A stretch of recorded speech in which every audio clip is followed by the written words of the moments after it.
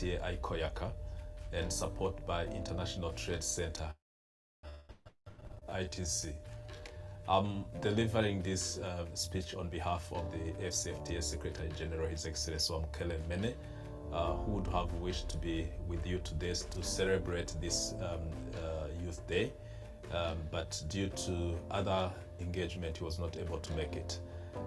Myself, I'm very committed to supporting young Africans, of course, under my portfolio. I would like to deliver this message of hope, this message of encouragement, this message of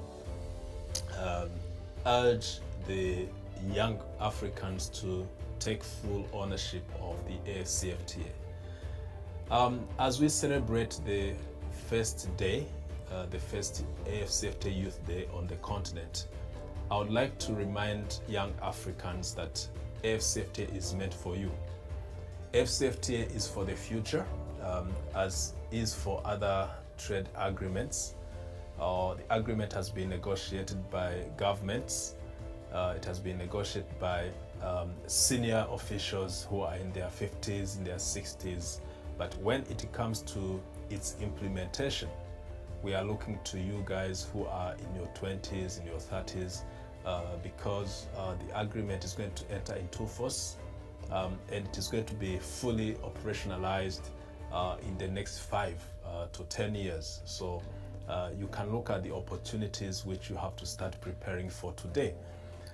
There are many reasons to believe that young Africans have potential to reap the benefits of the AfCFTA. The first one is that young Africans, you are the majority on the continent.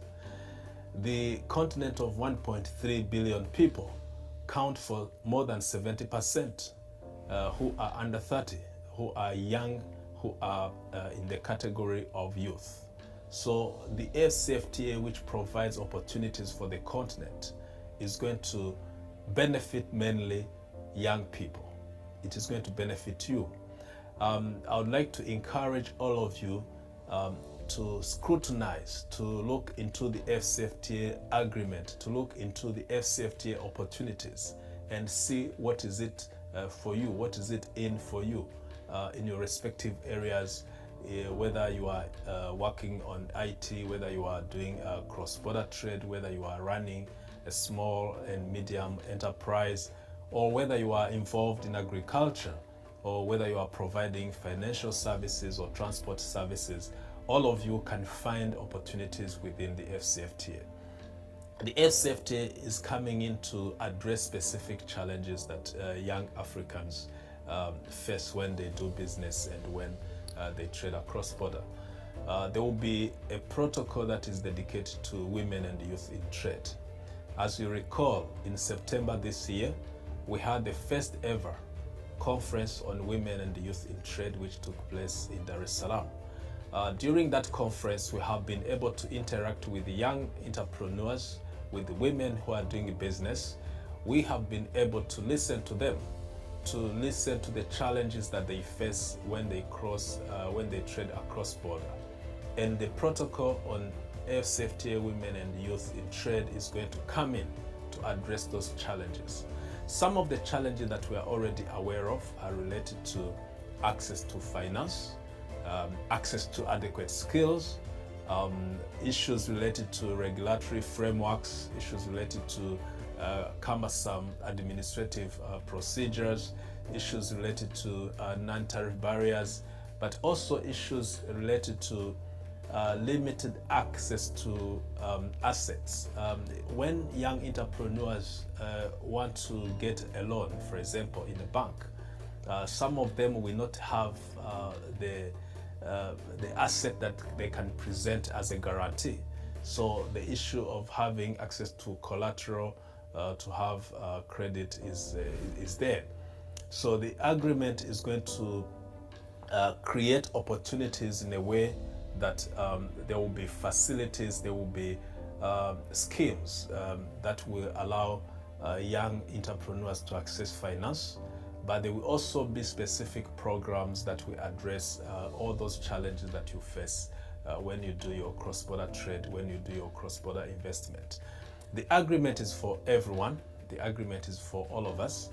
But more specifically, when you look at the futuristic aspect of it, it is more specifically meant for young people.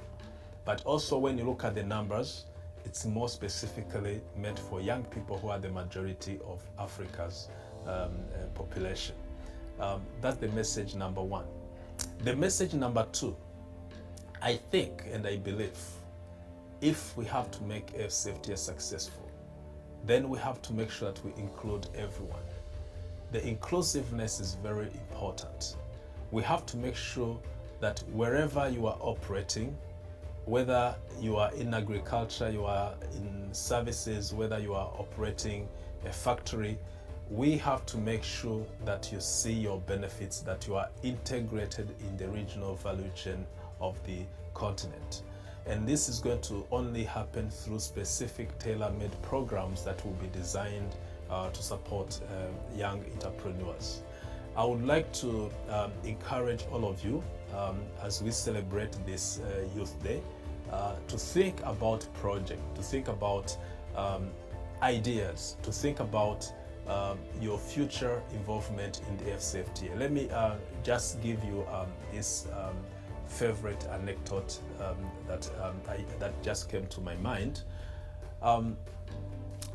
One day a child was playing in the garden with his grandfather, and when he saw a butterfly that was flying in the garden, moving from one flower to the other, the child tried to chase the butterfly, and by chance he catches the butterfly and kept it in the hands. And then he went in front of the grandfather who's been watching him and asked him, can you guess what I hold in my hand? Of course, a wise man had seen it all. He told him, I know you are holding a butterfly. And the child asked him the second question, is it alive or it's dead? That was a difficult one. And the wise man looked at him in the eyes and said, I will not tell you whether it is alive or dead, because if I say it is alive, you will free it and it will fly. But if I say it is alive and you want to kill it, you will just smash it and you will kill it. So he told him, what I know is that it is in your hands. It is in your hands, whether you want to free it to fly, whether you want to kill it by smashing it with your hands, it is in your hands. So this, the moral of the story is that now you have caught the butterfly, you have the AfCFTA in your hands. It's up to you to make sure it survives or it dies. So if you have it in your hand, the future is in your hand, the future of the AfCFTA is in your hand. So this is a challenge for each of you to think and see what contribution are you going to make to the development of the continent. So those are the two messages that I want to share with you today. The AfCFTA is there for you. Make it work. The AfCFTA is in your hand. Make sure that it survives. Make sure that it succeeds. And the success of the AfCFTA will depend on you. So I thank you very much. We stand committed to support you. We stand committed to work with you whenever you need our support. We stand to make sure that we work with all African countries, all African businesses to make the AfCFTA a reality. Thank you very much for your attention. I wish you a good Africa Youth Day. Thank you. My name is Emolot Alan David, and I am the chairperson of the Independent Continental Youth Advisory Council on the AfCFTA. For the first time ever in the AfCFTA implementation processes, we are launching the inaugural AfCFTA Youth Day on 9th November 2022. So this marks the day when the AfCFTA Youth Advisory Council was launched, But also secondly, is the day when we get to celebrate all the youth in business championing the implementation of the AfCFTA, all the youth trading cross borders, all the youth who are working on scaling up their businesses to take advantage of the opportunities of the AfCFTA.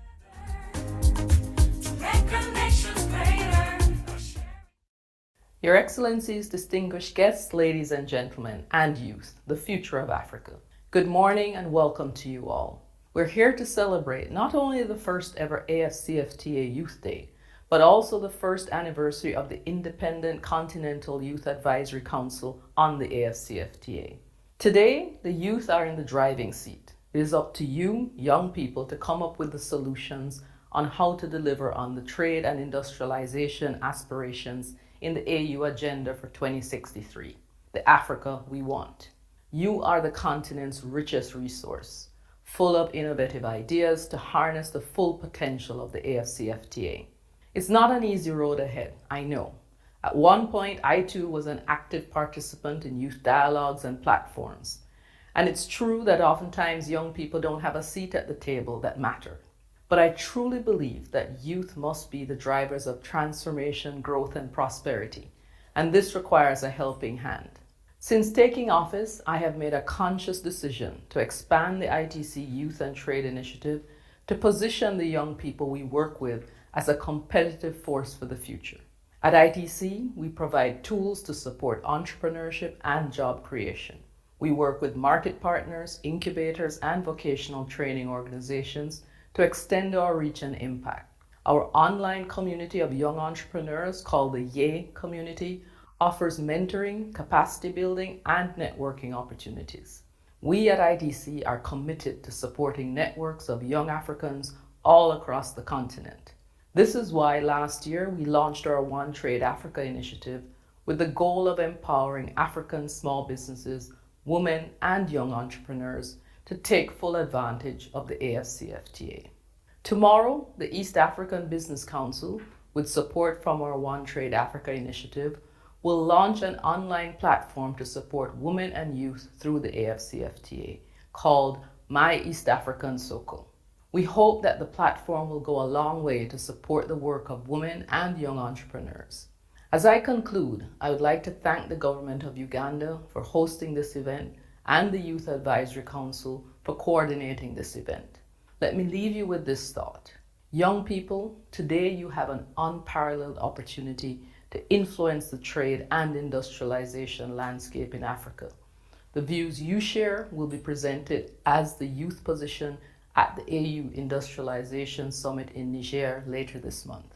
We at ITC, together with the Youth Advisory Council and the AfCFTA Secretariat, are committed to turning your ideas into initiatives that drive transformational change in Africa. I wish you all great discussions ahead, and I look forward to our future work together. Asante sana. Muraho, nitwa Gloria Ishimwe, rwiyemezamirimo ukora ibijyanye no gutunganya ibikomoka ku ifarini, kandi tukaba dukora n'amafuho yo guteka ibyo bikomoka ku ifarini. Uyu munsi nk'urubyiruko turizihiza umunsi w'isoko rusange rya Afurika, tukaba tunejejwe no kuba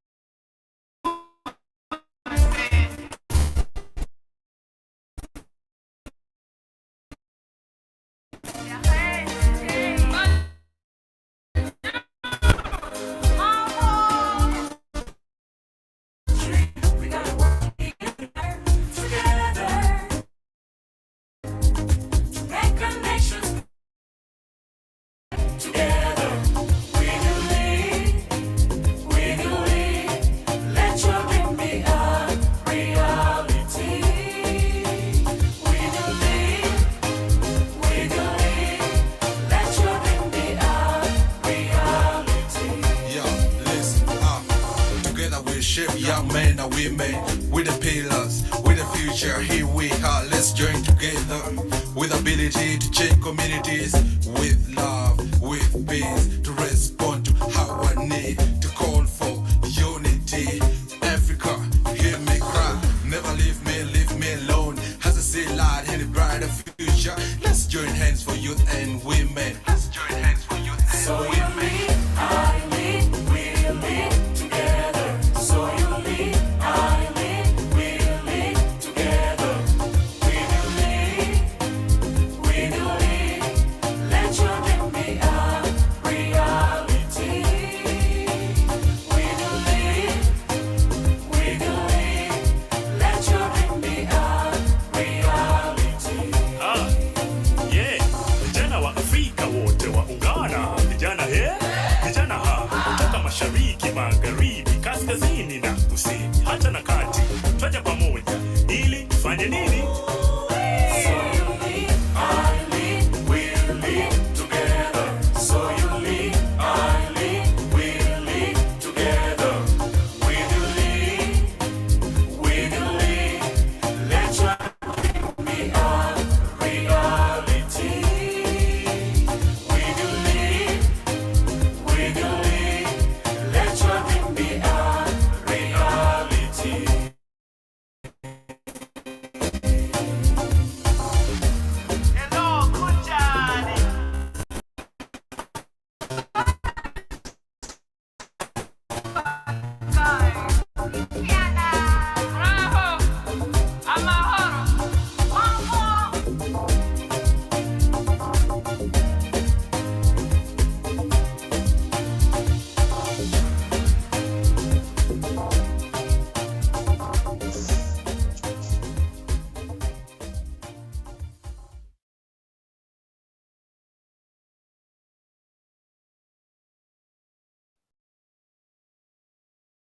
Hello, and welcome, ladies and gentlemen, to Ikayaka's annual International Youth Day celebration. The theme of this year's conference is the promotion of youth entrepreneurship and sustainable trade in the AfCFTA era. And today we have a fantastic webinar planned of thrilling speakers. We have people from intergovernmental organizations to higher educational institutions, and to people who are entrepreneurs and our very own SMEs, providing goods and services on the continent. The conversations and dialogues throughout the day are sure to be useful and provide the relevant insights that we as young people and collective change makers need to make a difference on the beloved continent of Africa. The conversations will be mainly focused on the intersection between youth empowerment, trade facilitation, and of course, sustainability, which is the theme of this year's International Youth Day. It's about green skills and towards a more sustainable future. For those who don't know me, my name is William Awomoyi. I'm a 20-year-old British Nigerian, and I head up Ikoyaka's Diaspora Directorate and Regional Affairs. I'm currently a student reading politics and international relations at Cambridge University, and I provide advisory services on organizational sustainability. For those who are not familiar with Ikoyaka, it stands for the Independent Continental Youth Advisory Council on the AfCFTA, and it's a youth-led body initiated by young people from the continent of Africa. It was unveiled and it was launched in 2021, and its aim is to facilitate the youth participation in decision and implementation processes of the African Continental Free Trade Area. It's important to note that Ikoyaka was created following a recommendation from an AfCFTA youth inclusion study that shed light on the fact there was a lack of structures to meaningfully engage youth in the AfCFTA related process, but thankfully we have Ikoyaka now, and Ikoyaka is obviously here to stay. So please feel free to introduce yourselves in the chat and let us know where you're dialing in from. But now I'll hand over to my amazing co-host for the day, Victory Osaramwenze, who will talk a little bit about what she does before introducing our first speaker. Thank you very much. Over to you, Victory. Thank you so much, William. Welcome, everyone. My name is Victory Osaramwenze, and I'm a Nigerian. I'm a member of the Ikoyaka Communications Directorate. I'm also a Chevening Scholar, and I'm currently rounding up my Master's in Applied Development Economics at the London School of Economics and Political Science. I am passionate about development, finance, and poetry. So right now I'll be introducing Mr. Emolot David, who is the chairperson and champion general of Ikoyaka, to give the opening remarks. Thank you. I don't know if you can hear me or see me. Yes, we can see. Great, you and hear great. you. Thank you. Yeah, thank you so much, colleagues, for joining in today. And mine is very simple. It's just to welcome you. And I know it's a weekend. To first of all, thank you for joining in on a weekend for this webinar. But of course, it's always important to gather and discuss during this important day of the International Youth Day. So mine is not really say much, but to welcome all of us. That welcome. Feel free to ask any questions. We have experts today in the house. Feel free, of course, to also, when we open up the floor, to ask questions. Just unmute your mic and share your thoughts. And allow me end here. I've not prepared for today, but mainly to say welcome. Thank you so much. And I will invite our colleague, our AfCFTA champion, Esther, to mainly introduce us to the theme of the day. Hi, Esther, are you there? Welcome.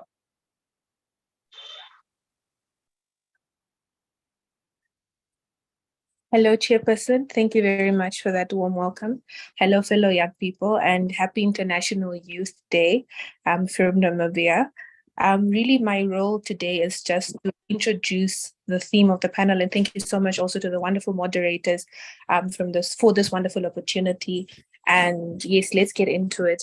It is indeed with great enthusiasm that we gather here today on this auspicious occasion of International Youth Day 2023 to delve into a theme that is of utmost importance, which is youth entrepreneurship and sustainable trade in the AfCFTA era.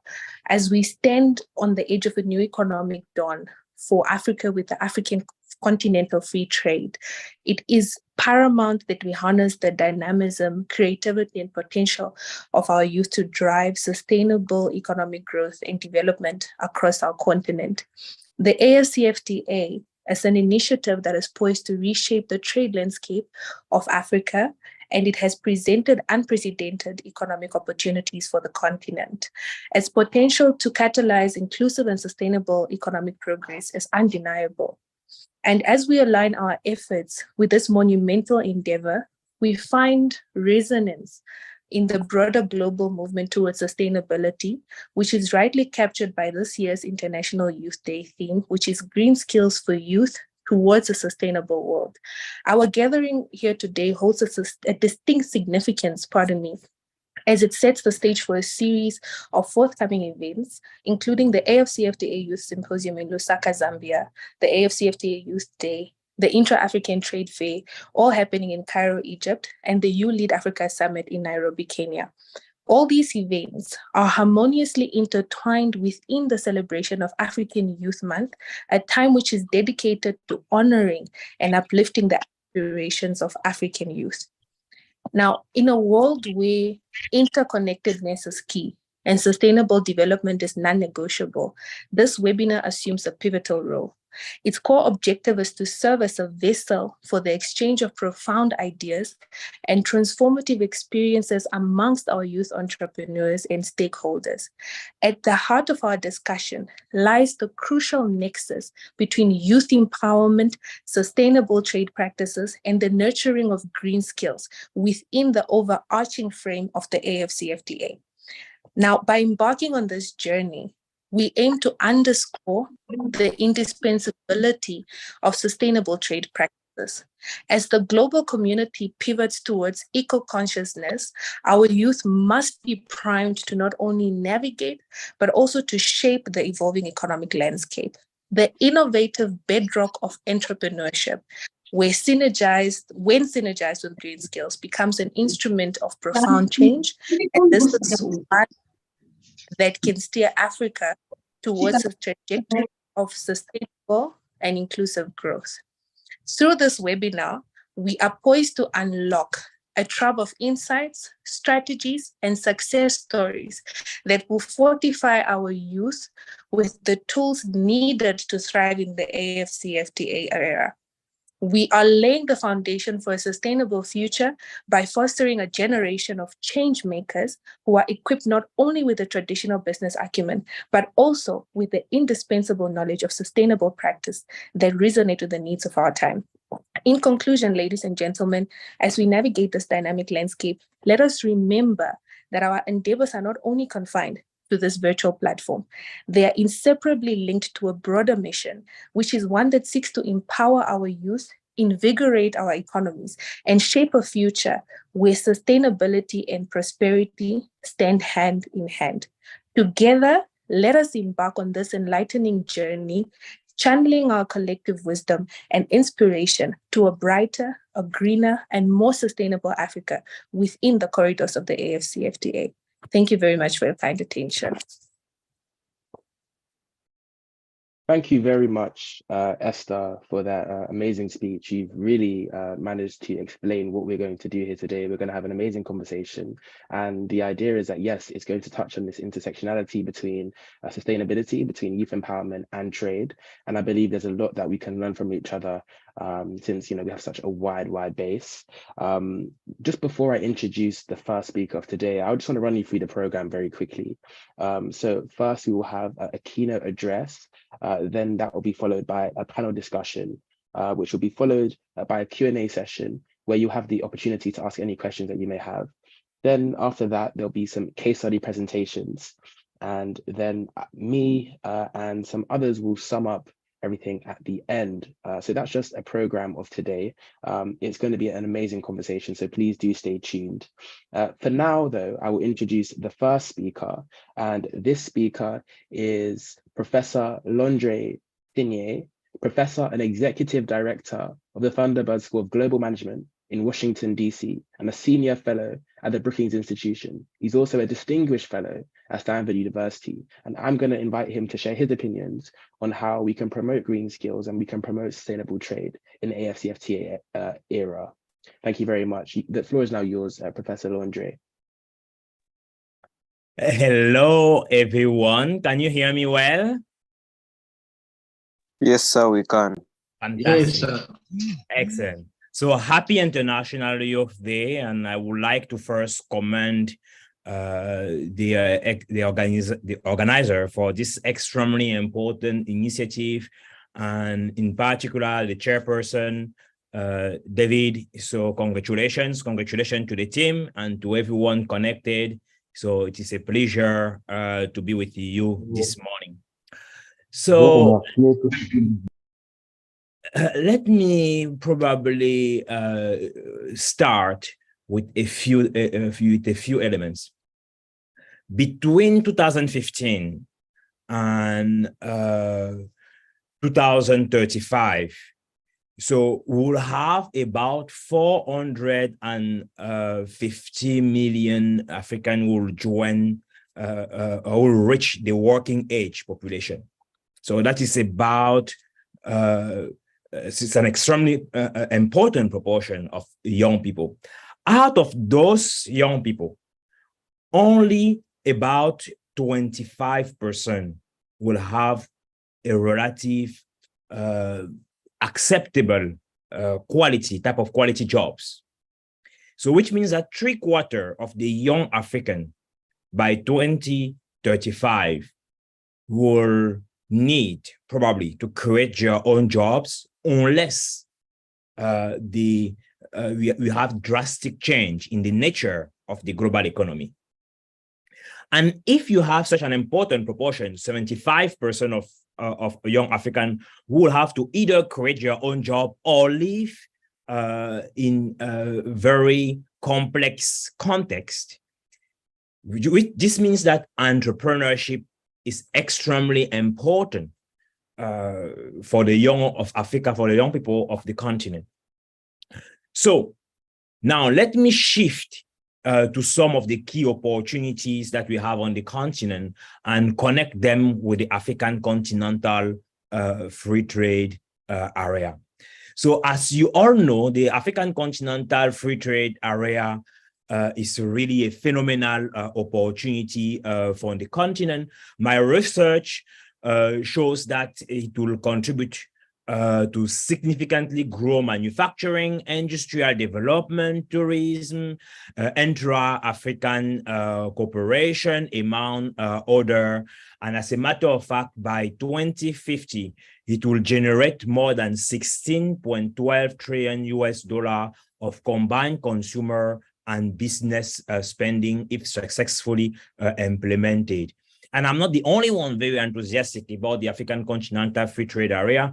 UNECA, for example, has the United Nations Economic Commission for Africa has predicted that by 2040, also the successful implementation of the AfCFTA could generate between 50 and 70 additional billion. And the World Bank estimates that about 68 million people who are just slightly above poverty line will have their revenue substantially increased, in addition of 30 million people who will be lifted out of poverty.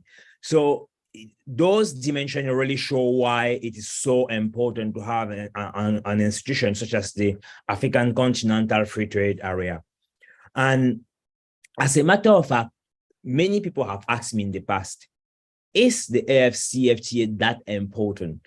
My response is very clear. Without a continental market, Africa will remain, or African countries will be very small players. As a matter of fact, even when we consider the continent, only less than 3% of global export, of course, depending on the year, sometimes less than 4%, so are originating from the continent.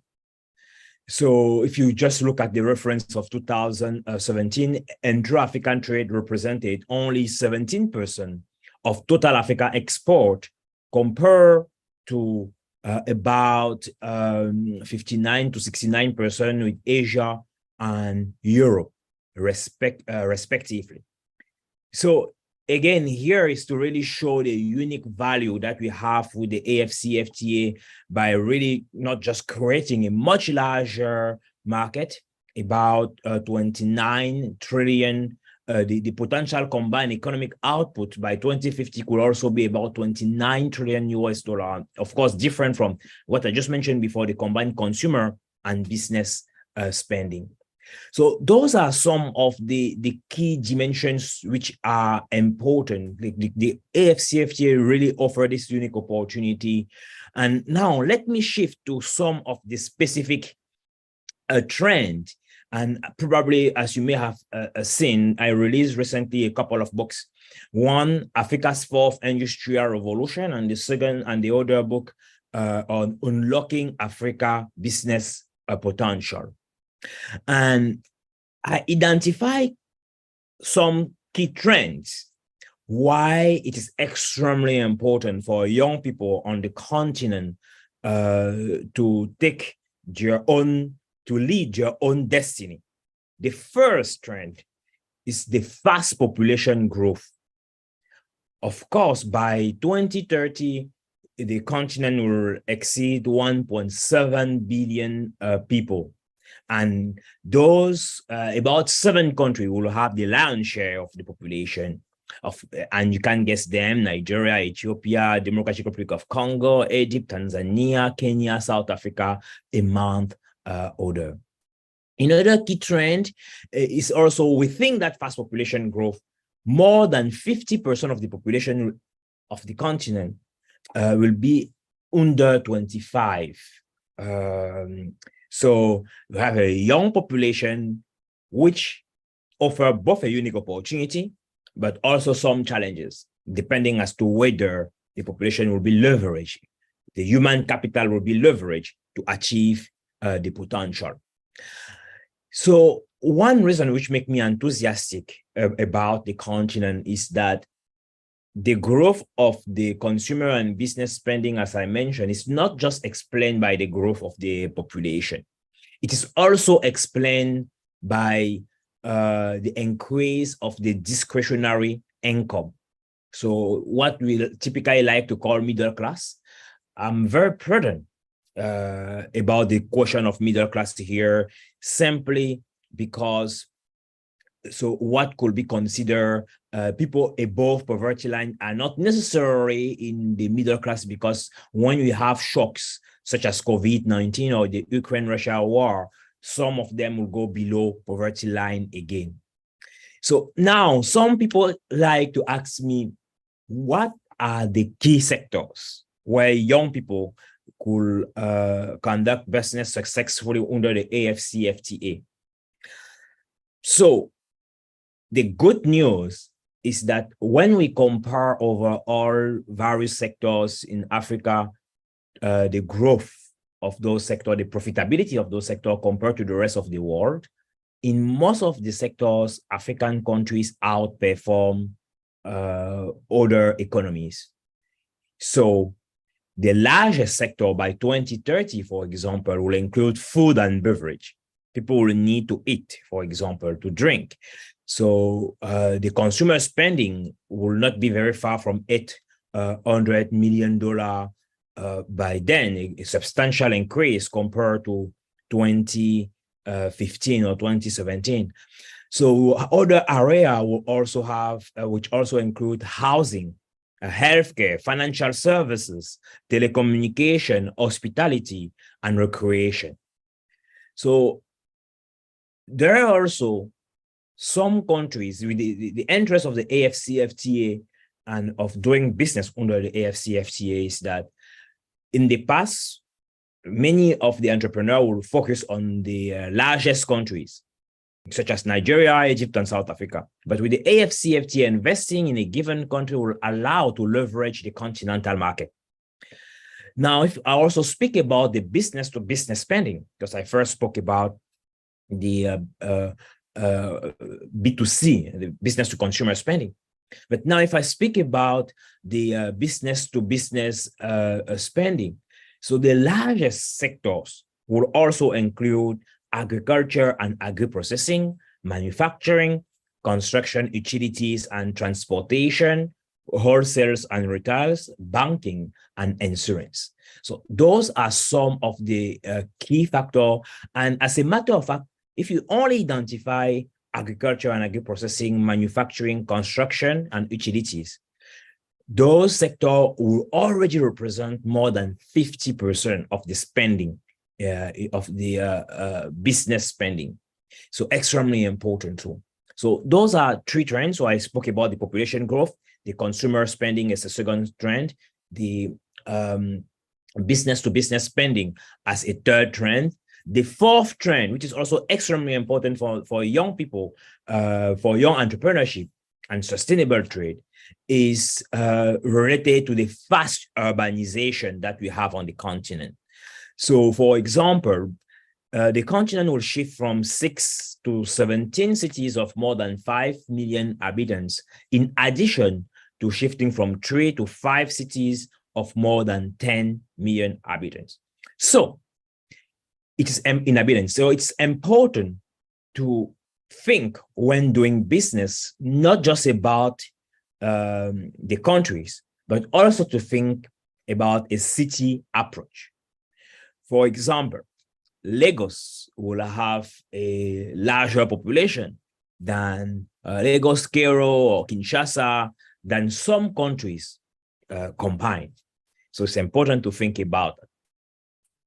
If the fifth trend is what we like to call at the Brookings Institution industrialization, but from a different perspective, the fourth industrial revolution, industries without smokestacks. And what we call industries without smokestacks, so include sectors such as ICT-based industry, tourism, horticulture, agri-industries, among others. They are important because they share similar characteristics like traditional manufacturing, such as the exportability, the tradability, the high productivity, and they are labor intensive. And export in those areas between 1998 and 2015 grew 6 times faster than export in traditional industries. So when some people are saying that Africa is not industrializing, it is because they are thinking about Africa with the old lenses. Considering industries without smokestacks, Africa is in fact making substantial progress, although more is to be done. The sixth trend is related to the effort to close the infrastructure gap. A lot of progress has been made, but there's still an important gap there. So, for example, the African Development Bank has organized numerous initiatives to bridge that gap. The seventh trend related to unleashing innovation, unlocking agricultural and resource wealth. I mean, technology. One of the areas where we have phenomenal opportunities on the continent, and probably you will have some case studies later, whether we speak about drones, artificial intelligence to unleash Africa agriculture. We also speak about resolute mining in Mali, cardiopad in Cameroon. So name them. The young population is incredibly creative with a phenomenal potential. So that is associated to the eighth trend, which is the fast digitalization and increased technological innovation.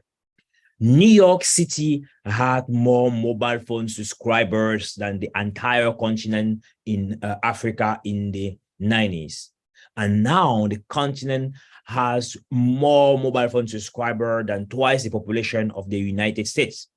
So that is just showing the ability of the continent, of the industrials, young people of the continent to really lead the way when it comes to digitalization, to technological innovation, among other.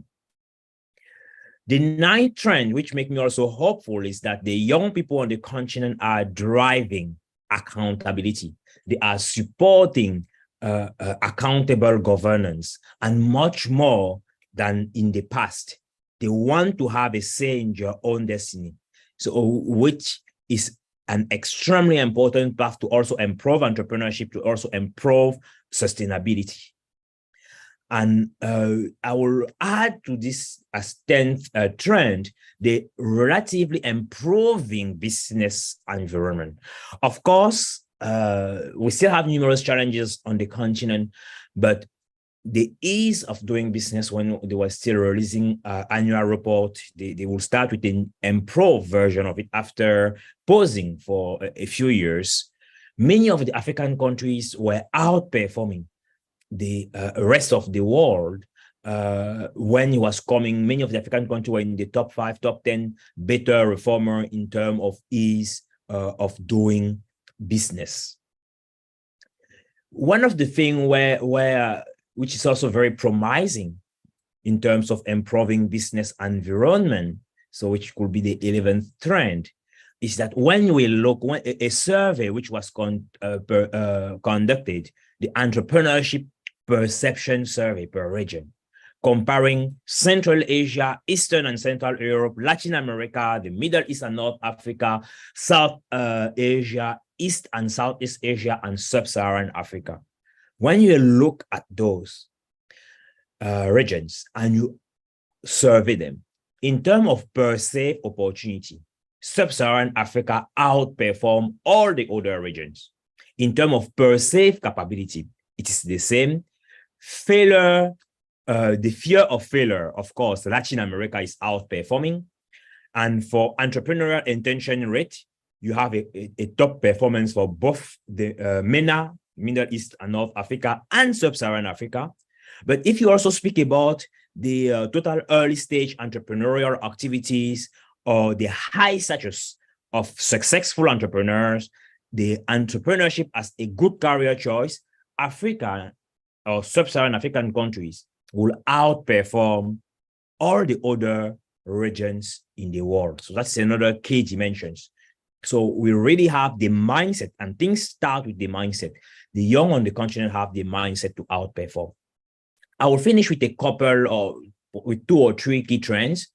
So one is the regional integration, as I mentioned, the fast regional integration with the AfCFTA, and we are incredibly fortunate to have Secretary General Wamkele Mene, also a young African representing the Cheetah generation, really committed, dedicated to do to provide the young people of Africa with the best and brightest future.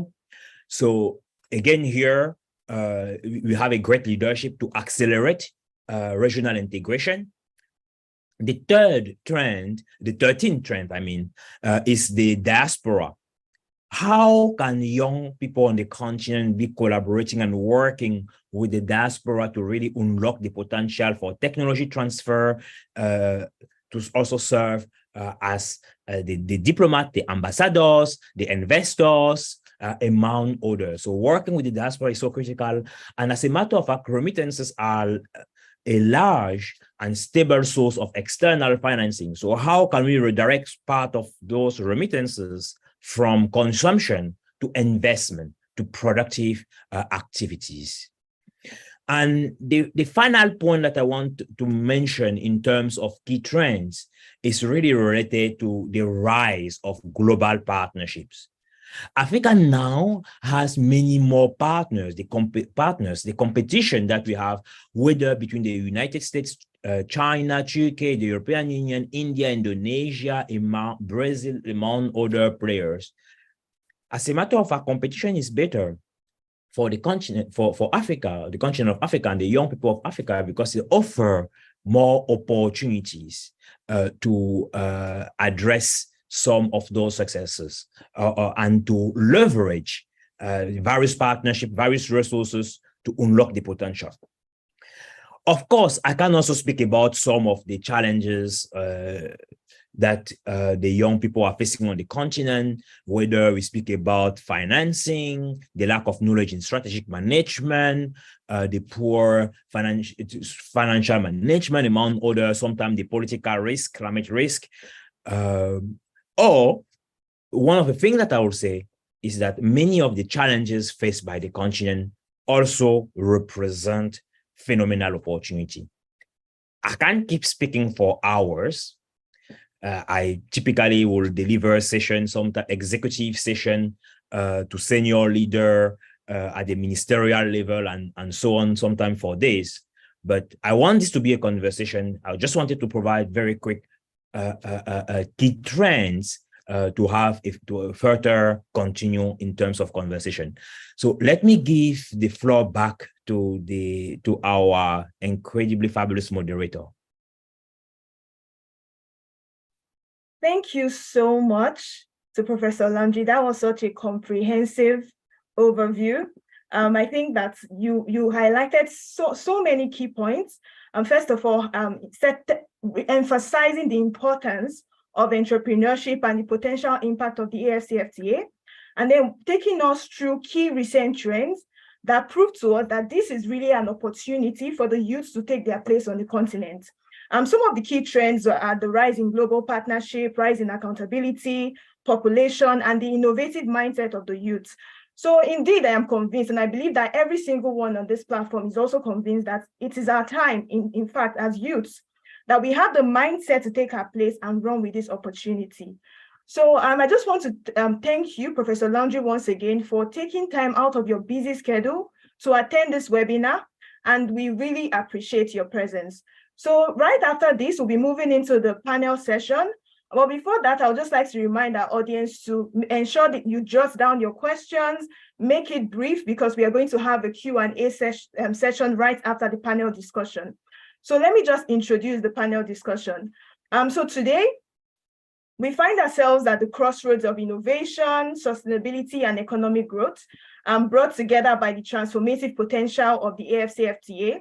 As we delve into our panel discussion titled Promoting Green Skills for Youth Entrepreneurship, we are not just discussing trade and business, we are envisioning the future of Africa, a future where our vibrant youth harness the power of green skills to drive sustainable enterprises, where businesses don't just thrive, but also nourish the environment, and where the AfCFTA isn't just an agreement, but a beacon of hope and prosperity. So we have with us a distinguished panel, each a trailblazer in their respective fields, ready to share insights and experiences and their visions. So from exploring the relevance of green skills in the AfCFTA context, to showcasing success stories and discussing the challenges and opportunities that lie ahead. This session promises to be a melting pot of ideas and inspiration. So without any further ado, let me just introduce our esteemed panelists. We have with us Ms. Sharonese Bush, who is the Executive Chairperson, National Youth Council to the Government of Namibia. We have with us Mr. Gibson Kawago, who who is a climate entrepreneur and founder of WAGA. He's also a renewable energy ambassador under the Office of the United Nations Youth Envoy. We also have with us Ms. Catherine Wamgi. She's the project administrator for United Nations Industrial Development Organization, UNIDO. And we have with us CILT Next Generation. And finally, Ms. Lily Soma, who is a program manager for the AfCFTA Office for Africa International Trade Center. So welcome to all our panelists. Thank you for making time to attend this. So we'll be starting with Ms. Sharonese Bush. And as the chair, so Ms. Sharonese, as the executive chairperson of the National Youth Council for the government of Namibia, and we would just like you to, elaborate on some strategies that are being implemented by the Namibian government to foster green skills among the youth.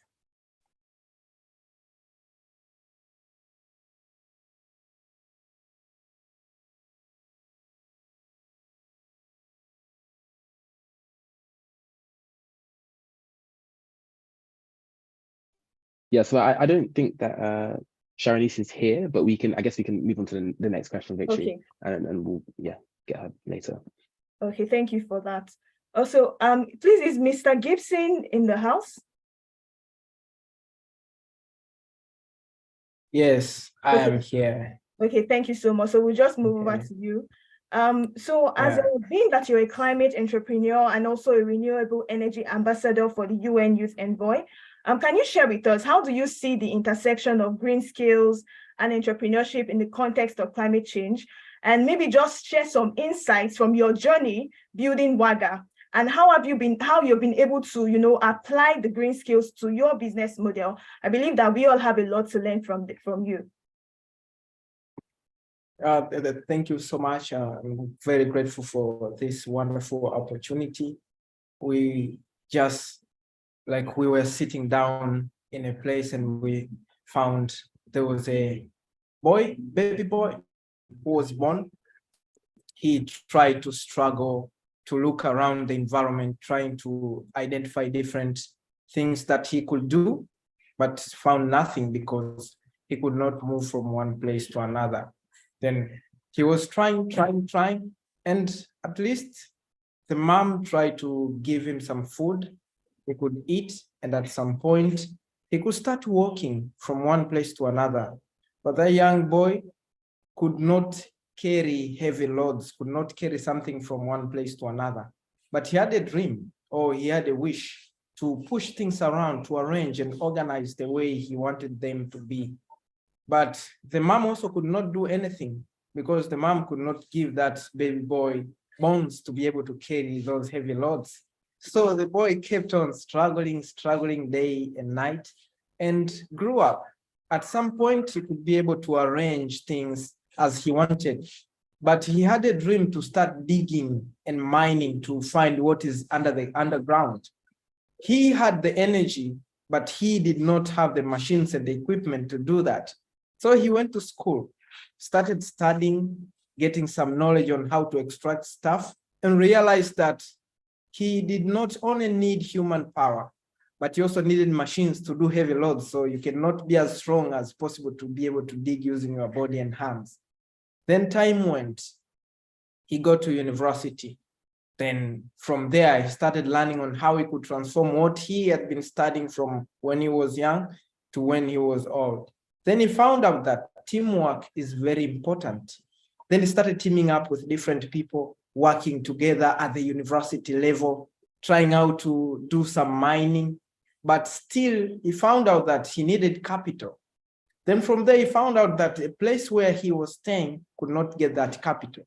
He started looking for different connections to different regions. He also found in the other regions around him, still they were not able to get that capital. Then at that point is when he realized that he needed to go outside the boundaries. So he started going to the neighboring countries. And amazingly, he found out that there were countries which had a technology that could help him do the jobs in his own country in a very simple way. He wanted to purchase those machines, but still he did not have money. And finally, he found out that it was very important to partner. So not only having money to buy the machines, but to partner with the people who have machines and work together towards attaining the same goal. But immediately after the partnership, they could come together, combine the knowledge that he had in his head. The others could provide the machines, and the other friends could provide some capital to make sure that they establish a plant, and they started mining, and now they could extract lithium and started making the batteries. So I'm Gibson Kawago, the founder of Waga, a company where in Tanzania we recycle laptop batteries to create power packs that help people in rural places power up their homes. They light up their homes and charge mobile phones. Sharing my journey when I was young, I was like, that boy who was born in a place where we had no electricity. So we used to travel long distances carrying mobile phones. I remember if you were born in a village, if there was no electricity, we could use 5 to 10 mobile phones, take them together. Someone could take a bicycle, go to a far town, send to a charging station, and could bring them back the next day. So we were using the phones with discipline, no playing games. Only if you send a message, you finish, you turn it off. I was not comfortable with that situation because even my brother could start using kerosene lamps. Then from there, I started looking on how I could create a solution.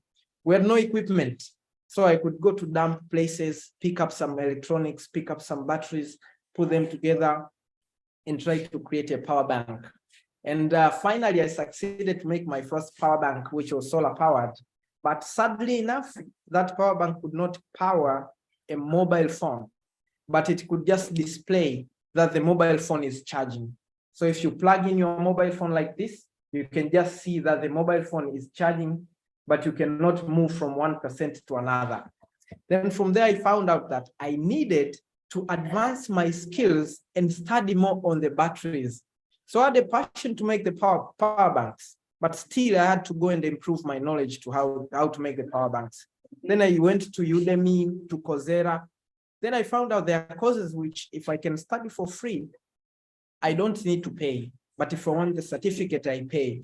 So I signed a contract with myself that I will not pay for certificates, but I will study for free so that I get the knowledge and put in my head and let the customer certify me. Then later I teamed up with my people, and now we have collectors of laptop batteries from different regions. So we can see the relationship to trade and relationship between one place and another in order to attain the same goal. So they collect batteries in different regions, they bring to our warehouse, we break them apart and we sort them and we process to make the power packs. And we are transforming e-waste into lithium ion battery packs, which solve the energy problem to the people. Now, what is the relationship between the green skills and the green jobs? Right now, young people, most of the times, we sit down and start complaining that the government is not doing what they really shared or what they really promised. And sometimes the government cannot satisfy the people because we have different needs. We have all sorts of problems which they can't solve as a whole, but they solve the major problems. So as young people, our responsibility right now is to look at ourselves individually. We have the internet where we can access free courses, we can access free knowledge. We have the internet which can get us connected to learn on what problems are experienced in different places and how can we relate the problems in different places to our place, what solutions we can come up with. We have the tools online where we can go and put the problems there. We have electricity problem in Africa. What should we do? We have a lot of laptop batteries in Tanzania. What should we do? The tools will help us to join that. Take these laptop batteries, recycle them, create solutions for these. Everything is there. Now we have a relationship where we can do a trade all over Africa. Now, it's very important to look at what are these green skills that we need. First of all, it is very difficult for someone who has never had an engineering background to come today and find that there's an opportunity in engineering and want to become an engineer at this age. That's not possible. And if you start studying engineering at this old age, if you have no background in that, you might end up failing, or you might end up in school looking for the engineering certificate, but not getting it. Let's take one person who is not an engineer, but wants to get into green jobs as not an engineer. For example, if you are good at customer service, you can look at what companies offer green solutions to different people, and you can go and offer very high quality customer service to that company. And in that place, you will be doing a green job without engineering background in an engineering company. Let's look, you did not study, you do not have any knowledge at all, you did not go to school, and you want to do a green job. Look at what green companies are doing different places. Companies are recycling plastic. Wake up in the morning, take a sack or make a wheelbarrow or something that can help you carry plastics from different places. Go around your city, collect tons of plastics every day. Take these problems as opportunities, then go to those companies that I will be able to supply you with 2 tons of plastics every day, and I will give it to you. Then in return, you can also create opportunities to different people. You go and recruit other young people in different places, like collect for me plastic bags, collect for me plastic bottles, bring them to my place. So you start your own company for only collecting the plastics. Then they bring there, you pay them, then you take in bulk, then you go to supply in a certain company. The same we can do for the batteries. We have trained women and youths who can go around, collect batteries for free or for whatever cost they do. And when they bring to our place, then we process them to provide clean and affordable energy. So in that way, my perception, I would love to turn all young people right now to think about everything positively. Don't ever complain that the government is not providing this. Leave out the government. Focus on your life, and the government will find you along the way. Don't complain that your parents did not get you to school. Leave them. They tried to where they could get you. But look at how can you take yourself to school. We have free schools with no certificates, but very high rewards here online and on the internet and all over Africa. And the last thing is, we should unite as young people. Like right now, we have seen most of our leaders are old, and we should look at it as an opportunity. Let us look at these old leaders who are leading our countries. They have great stuff which are good, that's perfect. And they have a bunch of stuff which are not good and acceptable, and we do not want them to do. But if we cannot change our leaders, let's start initiating changes to ourselves.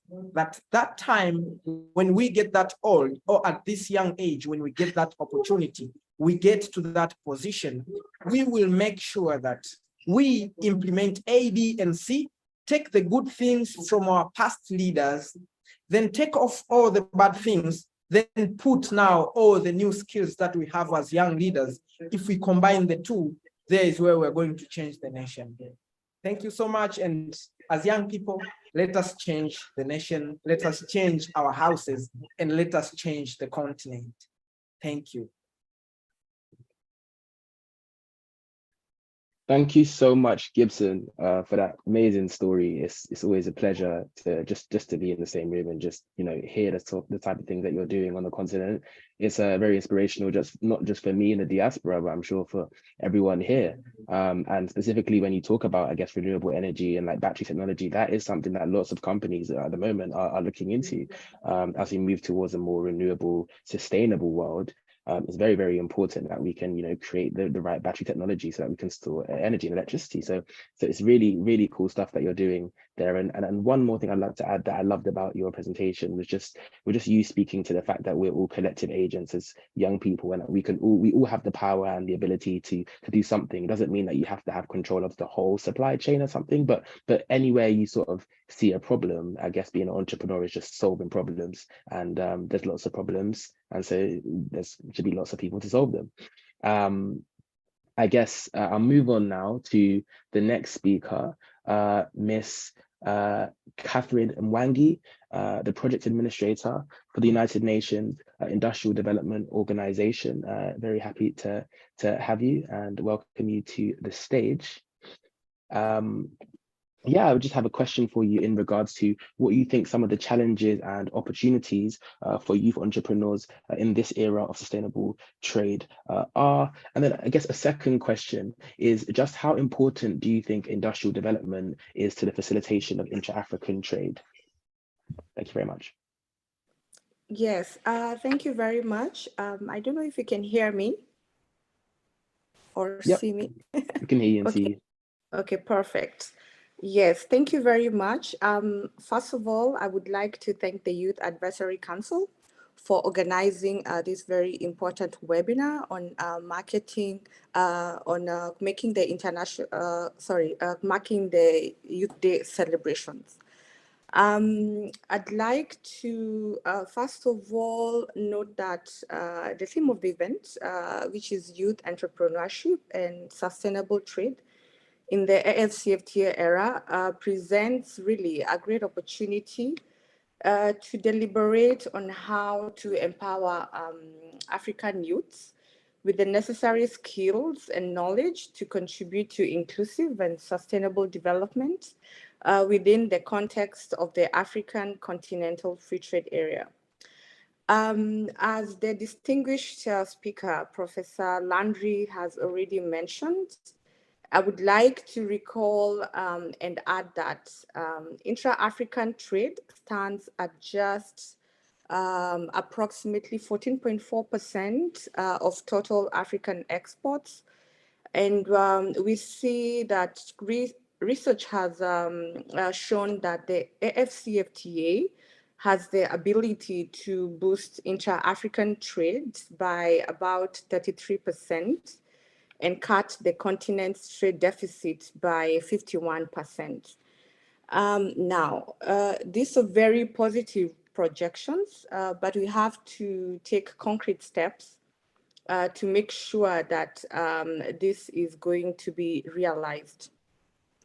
We know that the youth are Africa's greatest asset, since 60% of Africa's population is young people. In this regard, we have to ensure that in the implementation of this agreement, we are inclusive in a number of key areas. One of those areas which I think that it's imperative that we take a look at this is inclusive in the benefits that accrue from the trade agreement. Secondly, we need to be inclusive in the opportunities that the agreement creates in the new markets that it opens up, be it in the European Union, be it in the US, be it in Asia, etc. And also we have to take into account that the agreement is inclusive in terms of job creation that it opens up. The youth entrepreneurs, they continue to face various challenges. These challenges include access to finance. This is a really huge impediment for the MSMEs in the continent. Another challenge that I can note is access to information and knowledge on trade-related issues. I think also Professor Landry had mentioned this. For instance, some SMEs lack the knowledge about the benefits of the agreement and its impact on their trading activities. Another challenge would be in regards to the enabling environment for trade activities. For instance, obstacles relating to tariff barriers for the youth who are engaged in cross-border trades. Another one that I can mention is access to and representation in professional networks and trade associations. Probably they, they don't have the information about the professional networks and trade associations that are available, and they can join and take part in to improve the gains from the various businesses that they are involved in. And we cannot forget the impact of COVID-19. This is also one challenge where we saw many businesses close or experience reduction in revenues. And finally, there's also the challenge of limited capacity in meeting quality and technical standards. This is a critical area where we find that most youth entrepreneurs in Africa don't have the capacity to comply with the various standards to export to the international markets. And this is something that should definitely be taken into consideration. These challenges, coupled with the informality that characterizes their engagement, significantly reduces their gains. In terms of opportunities, the AfCFTA protocol on women and youth will ensure that women and youth reap the benefits of the AfCFTA in order to realize the promises of the agreement, aimed at reducing poverty and unemployment. So this is really going to be a game changer, since the agreement recognizes that young people can play a critical role in the achievement of the free trade zone by initiating youth-led initiatives, be it in sectors like agriculture, financial technology, IT, and also in the creative industry, for instance, in the film industry, which is becoming very prevalent now. Innovation and the opportunities presented by the fourth industrial revolution also present an avenue for African SMEs to develop digital platforms to make the agreement more accessible, so that a small, medium enterprise in Kenya, where I come from, is able to expand into new markets, for instance, in West Africa, in Southern Africa, and beyond. Something that maybe would not have happened in the absence of these digital platforms. At UNIDO, we are implementing various programs and projects that are focused on youth empowerment.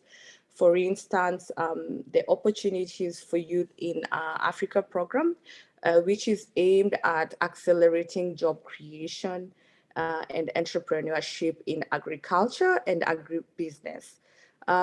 We mainly focus on capacity building for the SMEs.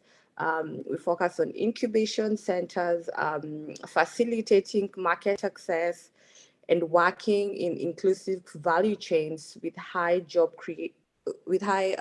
creation potential for the youth. In conclusion, I'd like to thank you very much, and thank you to the AfCFTA Youth Advisory Council for the opportunity, and I look forward to engaging further with the other panelists. I thank you. Thank you very much, Catherine. I found that to be a very informative presentation. You kind of outlined, I guess, the challenges, and things like access to finance and access to information are very, very hard, I guess, on the continent. But also you mentioned things like access to representation and professional networks, which can also, I guess, be a challenge. But again, the AfCFTA is supposed to be a game changer, and like Catherine mentioned, that women and youth protocol is going to be really important, because that is really going to be the push that we need. Very quickly now, I'll just move on to the next speaker, Aliyu, a member of CILT, I believe that's the Chartered Institute for Logistics and Transport. Are you here, Aliyu?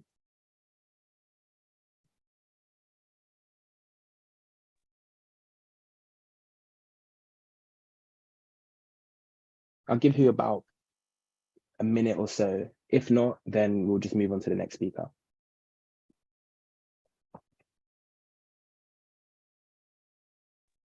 Yeah, hello. Hello, can you hear me? Hello, yes. Okay, so this is not Aliyu. This is Jafar Bello from CLT Next Generation Nigeria. Okay, are you from CILT? Yeah, I'm the chairperson of Nigerian Okay. CLT Next Generation. Cool, great. Thank you. Yeah. We were in contact with Aliyu. Yes, I just had a few questions on CILT essentially. I just wanted to know whether you can share your thoughts on the theme of this International Youth Day, which is obviously green skills and moving towards a more sustainable world. How do you think young people can create more eco-friendly businesses, and how do you think that will work within the AfCFTA framework? All right. Thank you so much. First of all, I would like to start by extending our sincere appreciation to the Advisory Council for considering the Next Generation Nigeria worthy to be among the panelists of today's session. It's a really great opportunity, which we really appreciate that. And I would also like to give a little background for the benefit of the listeners. A couple of the members that are connected today might not have a knowledge or even heard about the Next Generation, the win of CLT. So if you are hearing for the first time, the CLT stands for Chartered Institute for Logistics and Transport, and is a leading institute for logistics and transport globally. We've covered all of the continent globally, and we are also in presence in about 98 countries, both in Africa, Europe, and other continents. So we are doing wonderfully well. And we also have a presence in almost all of the logistics, supply chain, and industry of manufacturing and supply chain industry too. So back to your questions, is what we do, because we are mostly interacting with the young professionals, even though we have a kind of a cap whereby we centralize our activities on the logistics, transport, and supply chain. But there is no life without logistics, as everybody understands. And that's why we comes in as matter of urgency through the AfTH. During our last conference that held in Ghana, that was our topic. So we've been brainstorming about this from the youth angle to also the professionals who happens to be our lead. We've been talking about this, and the only best way to go about this is to take logistics as a very key component in achieving the agreement, which you understand technology plays a vital role, innovation as well, and key other factors that for you to achieve this sustainable development, definitely innovation and transportation, modern innovations and technology plays a very key role. So we have a couple of platforms that we engage young professionals, especially with regard to both of the sectors. We engage the student as well as regards to Catch Them Young program. What we do is to follow them to schools, set up the topics. The last topic we set also was on AfCFTA, and they're doing wonderfully well. We don't segregate whether you're a student of tertiary institutions or student of secondary school. We also want to see how we can go to catch them young from the senior secondary schools down to the university, tertiary institutions, for them to have a better idea on what we do, so that the after agreements will have a very soft landing. So for sustainability's sake, we consider environmental and social benefits as regards to reduce carbon footprints, clear air and healthier communities, and positive social impacts, which are very key in the sustainable business. And also customer demands for sustainable practices, which is modern what do you call it? Consumers prefer co-friendly and social responsibility business economy. And of course, a case study of business sustainability in high business and Nigerian transport logistics sector, which will enhance sustainability. So there are some initiatives that we also adapt where we feel that it's a very good one, as long as after it's trying or maybe given a success, what do you call it, to achieve its the agreement. And this initiative are adopting electronic. We suggest that adoption of electric and hybrid vehicles, because we centralize on logistics, and logistics, as I said earlier, is very key. And transforming the cleaner and more efficient mode of transportation. Then we now move to green packaging and reduce emission to minimize waste and environmental impact through the sustainable packaging. And efficiency of route planning and optimization, which is also very key, because it will save cost and also it will minimize efficiency in delivering the goods. And of course, renewable energy in integration of logistics and transport, which is very key. Few of the challenges we itemize are by youth, because we centralize on youth activities and engagement. Limited access to capital funding, as the earlier speaker mentioned. There's no way you want to make a successful entrepreneurship without access to funding and knowledge. For us to address this, we invite senior professionals within the industry for them to talk to the younger generation, for them to understand it's not just in a room that you'll be able to have access to funding. You have to learn, you have to explore, you have to network, you have to have opportunity for you to get the funding. At times, the funding is laying under your pillow. You may not be able to understand without the proper knowledge to get it right. And we also worked with regulatory and legal hurdles. That is one of the part of the challenges as well. Navigating complex regulation and compliance requirements. You are an entrepreneur, you register a company, and you want everything to set free to work freely and to work seamlessly for easy access of funding and other opportunities. But due to some of the regulations that may be laid down by government and some other agencies that represent the government, might also hinder some of the progress. And also lack of experience and expertise. Overcoming knowledge gaps and skills shortages will also hinder part of the challenges, and infrastructure and connectivity issues, insufficient infrastructure and technology access by the younger professionals, as we call it. Sorry for using the younger professionals, because I want to just be centric in what we are discussing and also what we are aligning with. So some of the impacts by our own group, that is the next generation in Nigeria and of course across Africa, is the success stories of youth in transport and logistics.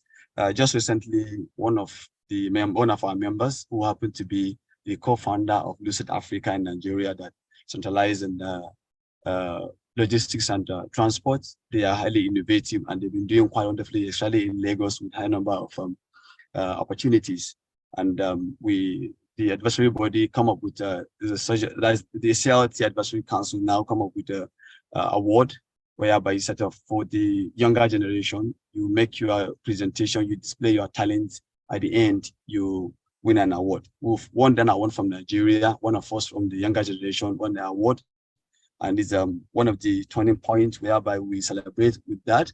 That shows that what we are trying to achieve through this strategy is really working and is working for us. We also have a couple of projects that we think, when adopted, at least with this partnership with Advisory Council of AfCFTA, it will go a long way in achieving such laudable initiatives, especially that target younger generation. Our group is from 15 to maximum 45 years, because we have a target group. Our group is very large, but we are trying to see how we can streamline the activities and also the coverage, so that we will not deviate from where we are focusing on. In conclusion, importance of green skills and sustainable practice. Green skills are vital as they equip people with the tools needed to address issues such as climate change, pollution, and resource depletion. By acquiring green skills, youth can actively participate in finding innovative solutions for a cleaner and greener planet. I sincerely appreciate this opportunity, even though it's the timing was really short, but we try to see how we can be able to come up with something for us to be part of this session. I will look forward for more robust engagement and more, I believe that will come in based on the partnership. Thank you very much, sincerely, for the opportunity. Thank you very much, Bello. And you gave us a lot of information there. And like you did say, you know, there's no trade without logistics, right? Logistics is a very, very important part of trade. And I think we have to be working towards how we can make transportation logistics much more efficient on the continent. You know, how can we reduce like demurrage, I guess, you know, from container ships, or how can we ensure that like road transportation is faster? Yeah, these are important things that I think, you know, we have to, you know, spend time thinking about, because if we have bad logistics, we're not going to be able to carry out trade in the way that we want. So thank you very much for your contribution. I'd like to now address the final speaker on this panel, Miss Lily Sommer. Before I introduce Miss Lily Sommer, I will just let everyone know that after this, there's about 40 minutes for Q&A. So if you have any questions, please hold on to them. Please write them down. There will be a session for you to be able to, you know, voice any questions that you do have. So that's that. Miss Lily Sommer is a program manager at the International Trade Centre's Office for Africa, overseeing the implementation of the International Trade Centre's One Trade Africa program to support MSMEs, women and youth entrepreneurs to benefit from the African Continental Free Trade Agreement.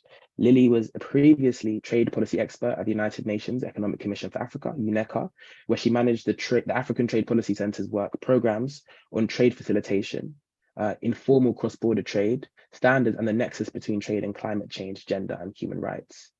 Prior to this, she served as the senior economist at the Macroeconomic Policy Department of the Ministry of Finance, Planning and Economic Development in Uganda, and she's widely published with expertise in macroeconomics, international trade, and finance. She obtained her BA, Bachelor of Arts, from the University of Cambridge, and Masters in Economics from the London School of Economics and Political Science. Thank you very much, Lily, for giving us your time, and please, the floor is yours.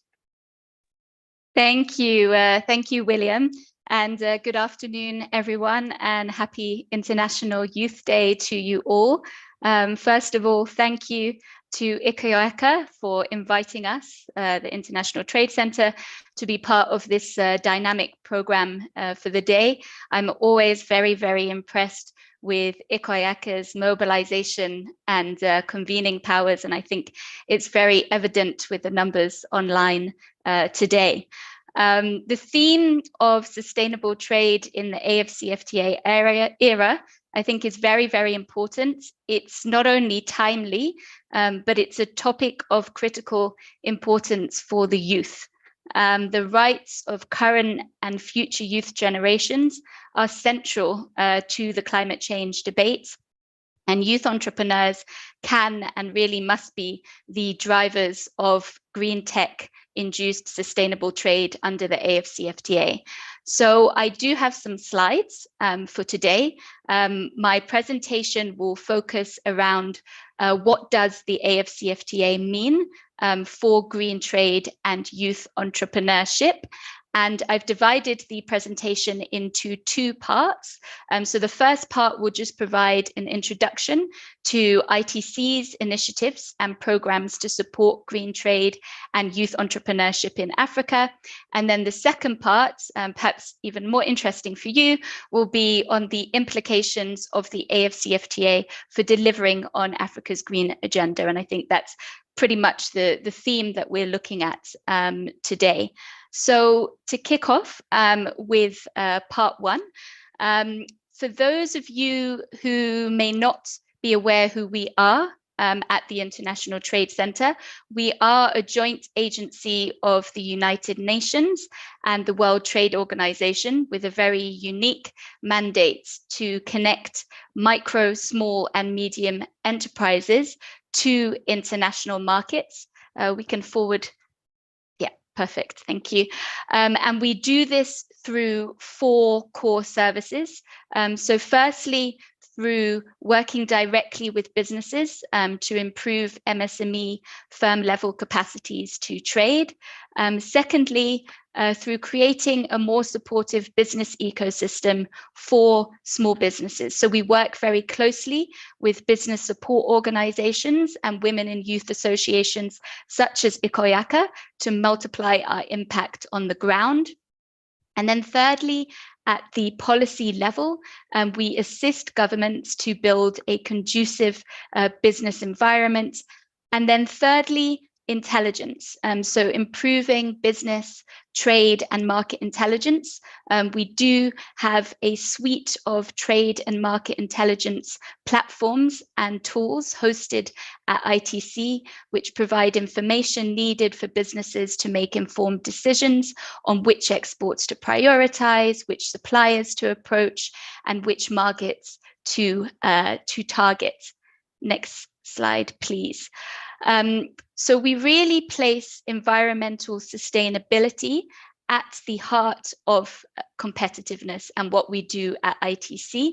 Of late, we know that the sustainability and resilience of value chains has assumed greater importance due to the disruptions induced by the pandemic and demand for more sustainable production and trade.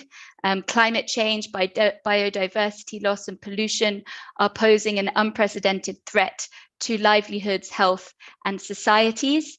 Environmental sustainability and climate resilience have also become key determinants of enterprise competitiveness.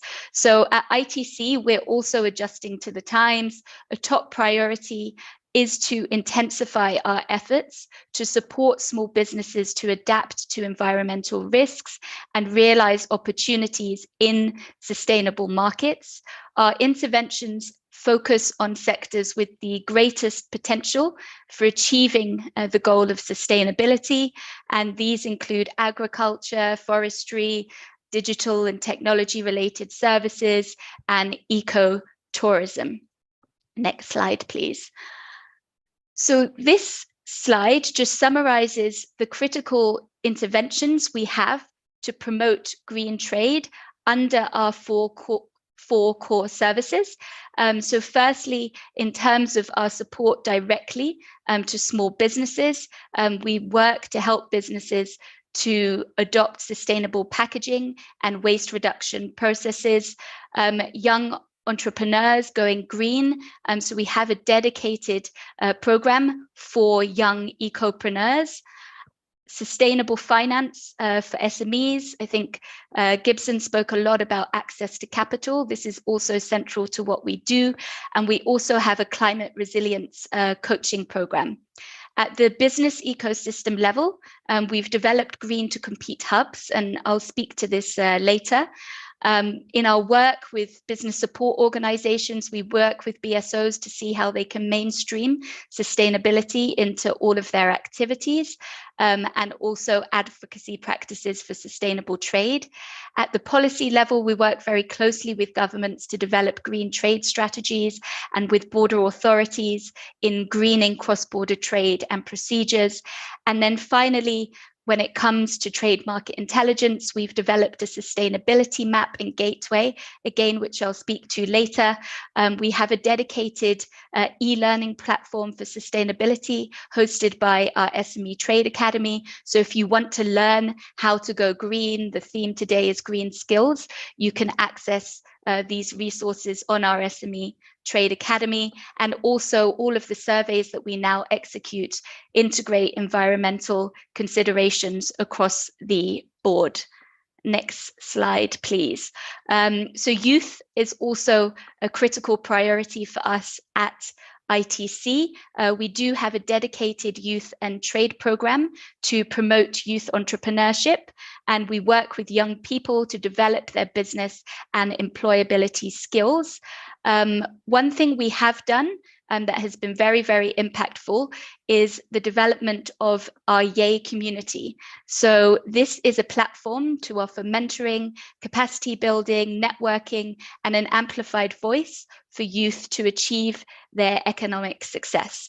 And within this community, we have a network called YEA chapters, and these are local networks that provide peer support, access to capacity building, skills development, and the B2B dimensions. And we have 13 of these chapters in Africa, and the countries are listed here. So we encourage you to reach out to the YEA chapters we do have, and also happy to make the connection, and you can sign up online.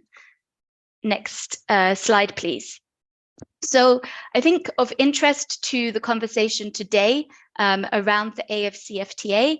At ITC, we do have a dedicated program to support MSMEs with a particular focus on women and youth-owned MSMEs to benefit from regional integration, and this is the program that I manage. Our analysis at ITC estimates that the AfCFTA offers a 22 billion intra-African export potential. We've also worked to identify 94 promising continental value chains that make sense in the context of the AfCFTA. But what our surveys have shown is that over 50% of African businesses are still unaware of the AfCFTA, let alone equipped with the skills to take advantage of the new market opportunities. So this is why we have created this One Trade Africa program. Next slide, please. And under this umbrella program, we do have several targeted actions to support the AfCFTA youth agenda. Working closely with the AfCFTA secretariats, youth organizations, including Ikoyaka, Yalda, and ULEAD, and also our UN partners such as UNDP, UNECA, and UN Women. So I just wanted to share with you a few highlights from what we have supported in terms of the AfCFTA youth. Firstly, in sensitization and advocacy, we supported the first AfCFTA Youth Day organized by Ikoyaka last year, and we look forward to working with you on the next edition at the IATF this year. And at this AfCFTA Youth Day, this helped to inform a call to action for the youth, which was then taken to the AU Industrialization Summit, where David presented this call to action at a AfCFTA awareness raising session we had with the AfCFTA Secretariat. Training, of course, is also a key priority. We supported the leadership workshop at the ULEAD Summit last year, and we partnered with the AfCFTA Secretariat, UNECA, the Organization for Women in International Trade, and the US CLDP at the AfCFTA Business Forum to organize a dedicated masterclass on export and investment readiness for women and youth entrepreneurs. This was a 3-day masterclass, so it was very detailed, and it had a strong focus on pitching so that the youth entrepreneurs were ready to go and do trade at the AfCFTA Business Forum. We're now also organizing a capacity building workshop at the upcoming AfCFTA Youth Symposium later this month in Lusaka, which I'm sure Gonaya will share more details with you in the closing segments of this session led by the AfCFTA Secretariat. And then finally, with regards to public goods, we have a report on opportunities for youth employment and entrepreneurship in the context of the AfCFTA that we released with Yalda. And we've also worked with the East African Business Council to establish an online platform to support East African youth enterprises to access African markets. So if you're a youth entrepreneur operating in East Africa, I really encourage you to take a look at this platform. It's called myeasoko.com. Great, the slides are now back. So I'll now move to the second part of my presentation, which focuses specifically on the implications of the AfCFTA for delivering on Africa's green agenda. So firstly, the linkages between the AfCFTA and Africa's green transition. What are these linkages? Do these linkages exist? We know that Africa accounts for only a tiny, tiny share of greenhouse gas emissions, so about 4% globally. But the continent is projected to be most negatively affected by climate change. COVID-19, and I think we've spoken about this quite a bit today, has really shed light on the fragility of Africa's supply chains. And this really highlights the urgency to develop more resilient and sustainable regional and continental value chains to face future climatic shocks. And the AfCFTA is, of course, the framework for promoting these regional and continental value chains. Most climate change discussions are typically constrained within borders and focused on domestic commitments, and this is to avoid issues of non-discrimination. Yet trade really does offer enormous potential for climate change cooperation that shouldn't be overlooked. And with the AfCFTA set to change Africa's production and trade landscape, we really need to look more closely at the linkages between climate change and sustainability. Next slide, please. So this slide, I just wanted to look at tackling this question as to, will the AfCFTA positively or negatively impact greenhouse gas emissions?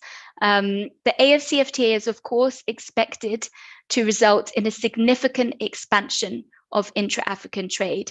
At the ITC, we estimate a 22 billion intra-African export potential.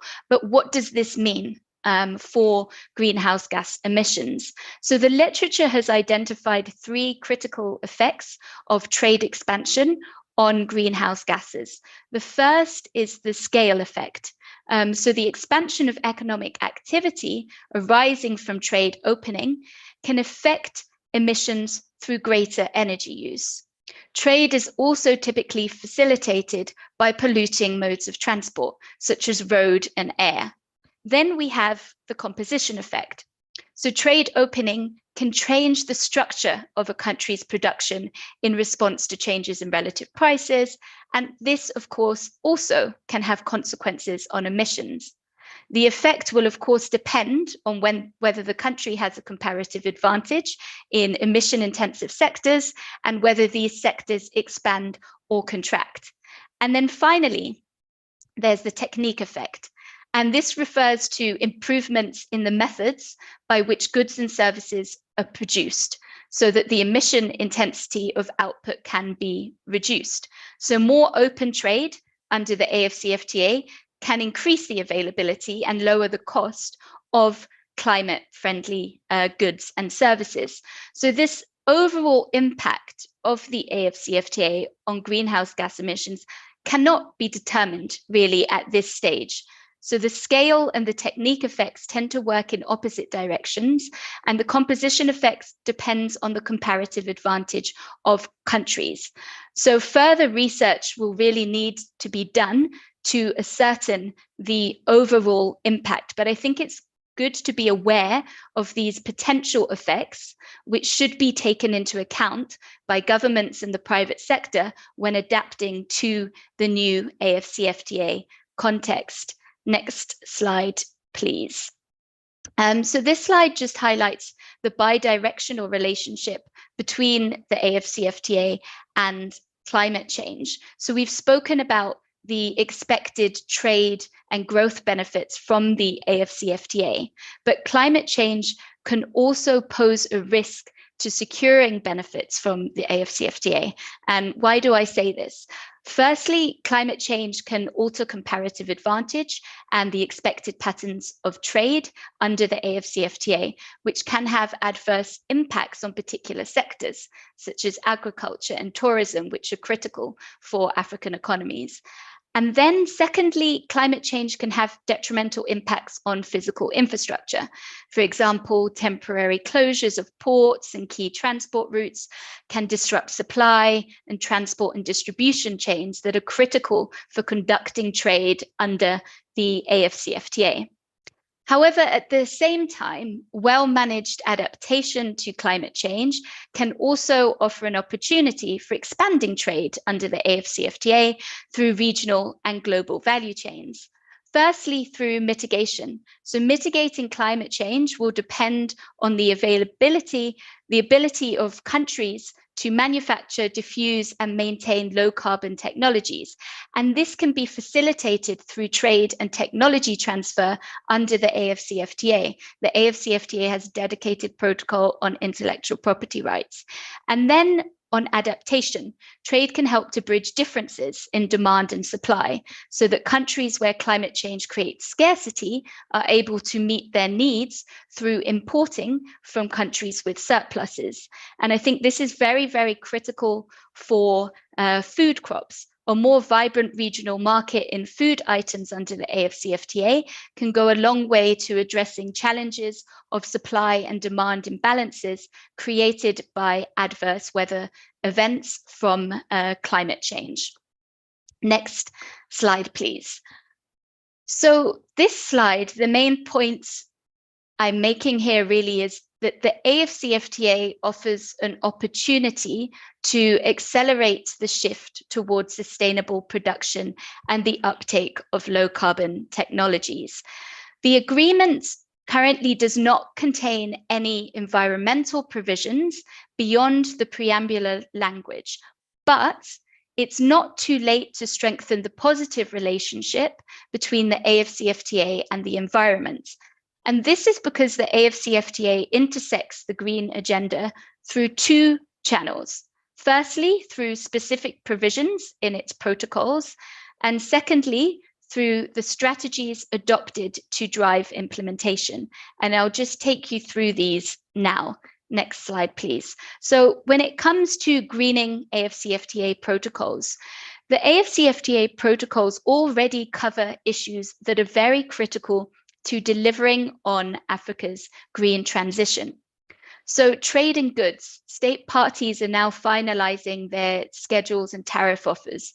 They can avoid putting environmentally friendly technology or sensitive or unsensitive or exclusion lists to promote the green transition. When it comes to trade and services, 2 of the 5 priority sectors for services liberalization under the AfCFTA are transport and tourism, and these offer natural entry points for environmental considerations. Then on investment, investor incentives can be crafted to facilitate investment in green-friendly infrastructure, energy, and research development.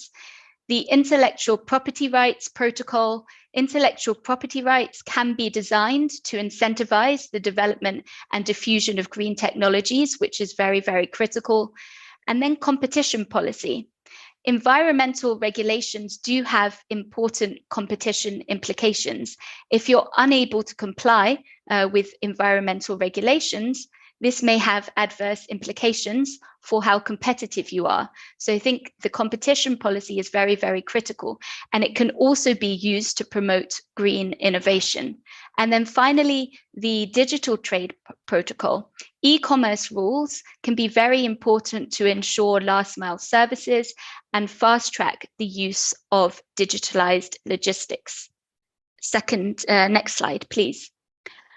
And then on greening the AfCFTA implementation, the AfCFTA is to be implemented in a new green era. So regional and global supply chains increasingly require African businesses to respond to consumer preferences for climate-friendly and sustainable production processes. You may have heard of the EU Green Deal, the Carbon Border Adjustment Mechanism of the EU. This is a new mechanism that the EU is introducing to put a carbon price on imports into the EU, and it has significant implications for the competitiveness of African enterprises exporting to the EU. A lot of African MSMEs may not be aware of the CBAM and other similar emerging initiatives. So I think it's very, very critical that the AfCFTA reforms be environmentally friendly to ensure Africa can compete in this new global sustainable world. And this must involve environmental standards, touching issues of green skills, robust infrastructure, green technology, climate resilient crops, and regional energy markets. And I think regional energy markets is very critical and can provide a real strategy for reducing emissions. Africa is rich in renewable energy sources, and the AfCFTA offers an opportunity to drive the establishment of pooled regional power systems. Next slide, please. So with all of that I've said in terms of opportunity for greening the AfCFTA, this won't be possible without small businesses. Small businesses must be the driving force for greening the AfCFTA. This is because MSMEs account for over 90% of businesses on the continent, 60% of workers, many of which are youth. But these MSMEs do face risks. Increasingly, MSMEs face risks from climate shocks and struggle to meet new sustainably induced market requirements.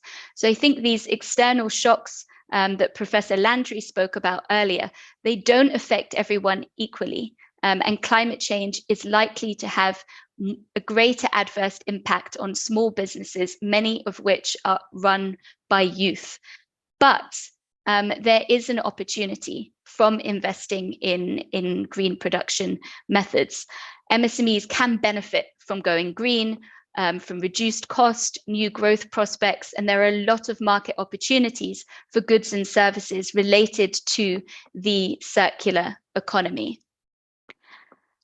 Now, this slide here just summarizes some figures from our SME competitiveness outlook last year, which focused on empowering the green recovery. Next slide, please.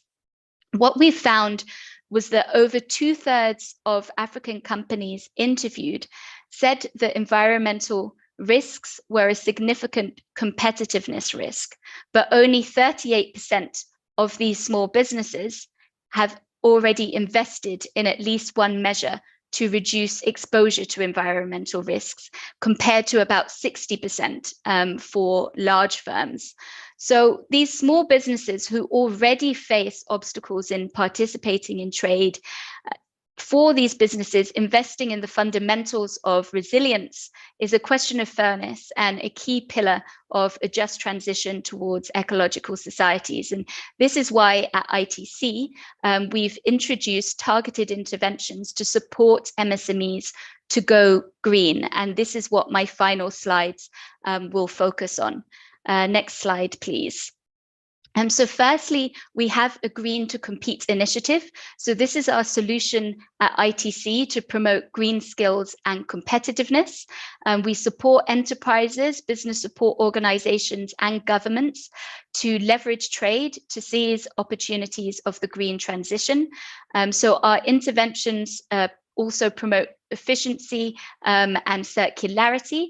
And we have a specific target on youth entrepreneurs, because we see you as at the forefront of the green transition.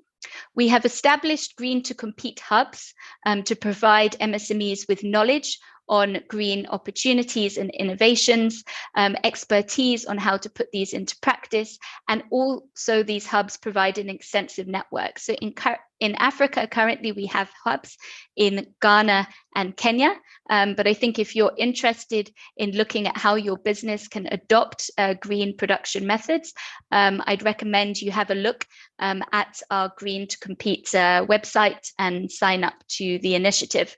Next slide, please. We've also developed a Trade for Sustainable Development initiative to support MSMEs to understand and adhere to voluntary sustainability standards.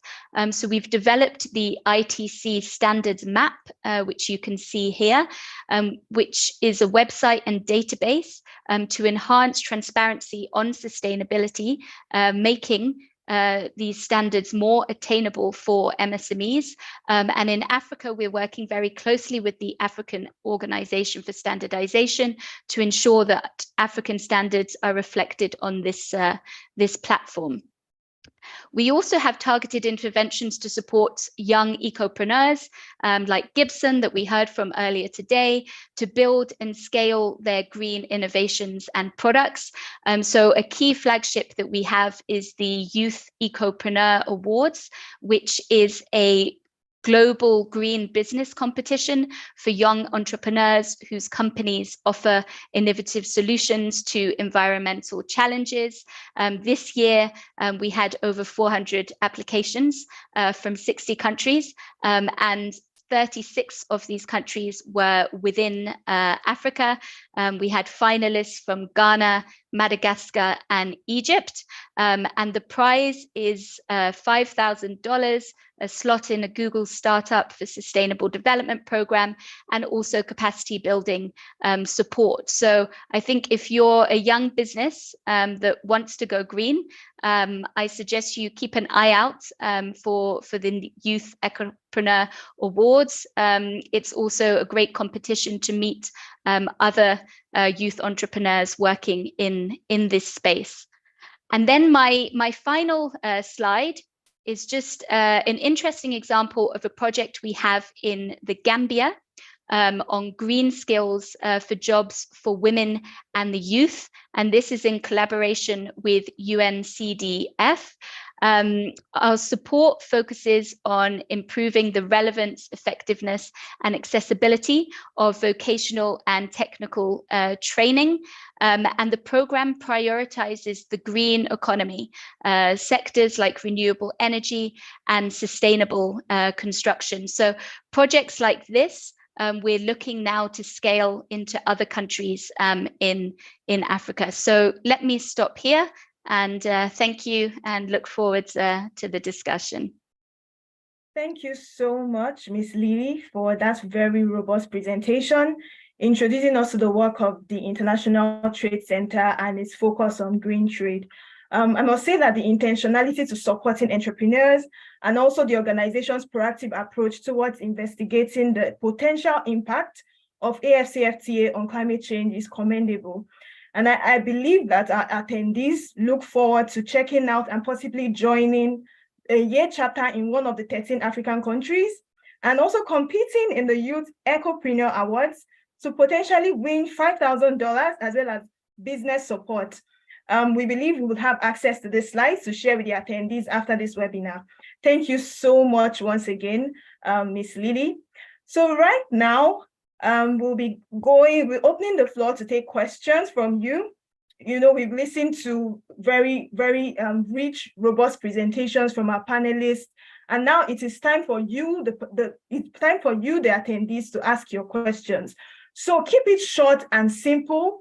If you want to speak, you can raise up your hand and then we would call out your name, you unmute yourself and you ask your question. Keep it brief, and if possible, address it to one of the speakers that presented so that they know that they know how to tackle it better. So we're going to take the questions in batches. We'll take a first set of questions. We'll just listen to the first set of people for 5 minutes, taking note of the questions that have been asked and the speakers that they are addressed to. Please ensure you address it to specific speakers so that they take note of the question and answer it. So after we take the first set of questions, we give room for the speakers to answer them, and then we make an announcement for a new set of questions. So I can already see some hands up. Okay, this promises to be a very engaging and exciting session. So I think we'll be starting with Irene David. So this is what you do. When you unmute yourself, just introduce yourself briefly, mention the name of the speaker you want to address your question to, and state your question in a brief way. So over to you, Irene David. Irene Zay.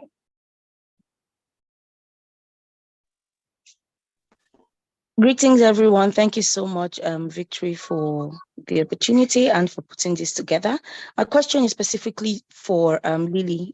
One was supposed to be for the first speaker and then Lily, but Sissy said to ask just one person. So based on Lily's presentation, which I found very rich, two things. So in terms of, moving of goods, I strongly see a need for the standardization and harmonization of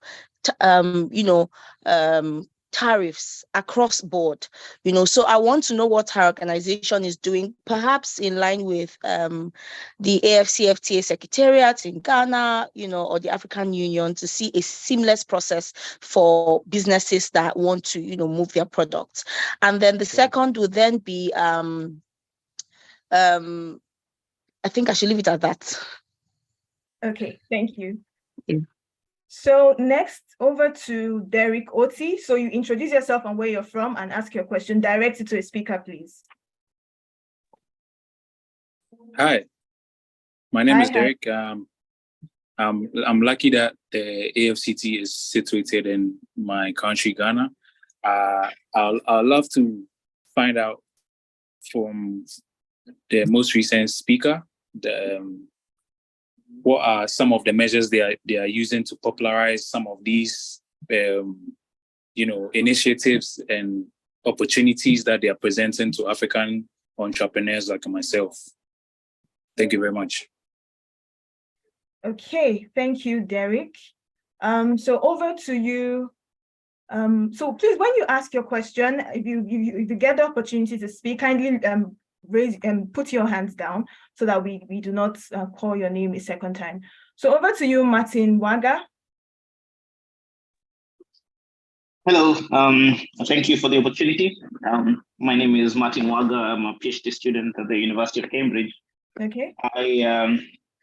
I am addressing my question to a fellow country person, Catherine Mwangi, who is a development economist. So while the AfCFTA was established in 2019, it started its operational capacities in January 2021. So since then, only 3 out of 55 countries have met the custom requirements on infrastructure for trading, unless the number has increased a little bit since then. I'm not sure of that.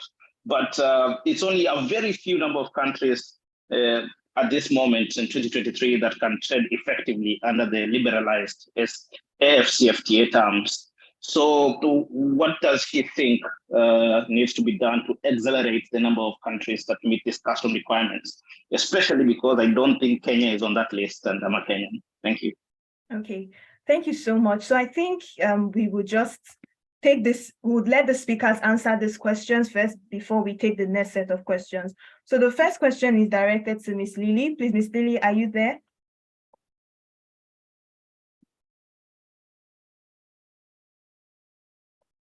Oh, please. Yes, sorry, I am here. No, thank you. Thank you. So yes, the first question on moving goods across borders and the need for standardization and harmonization.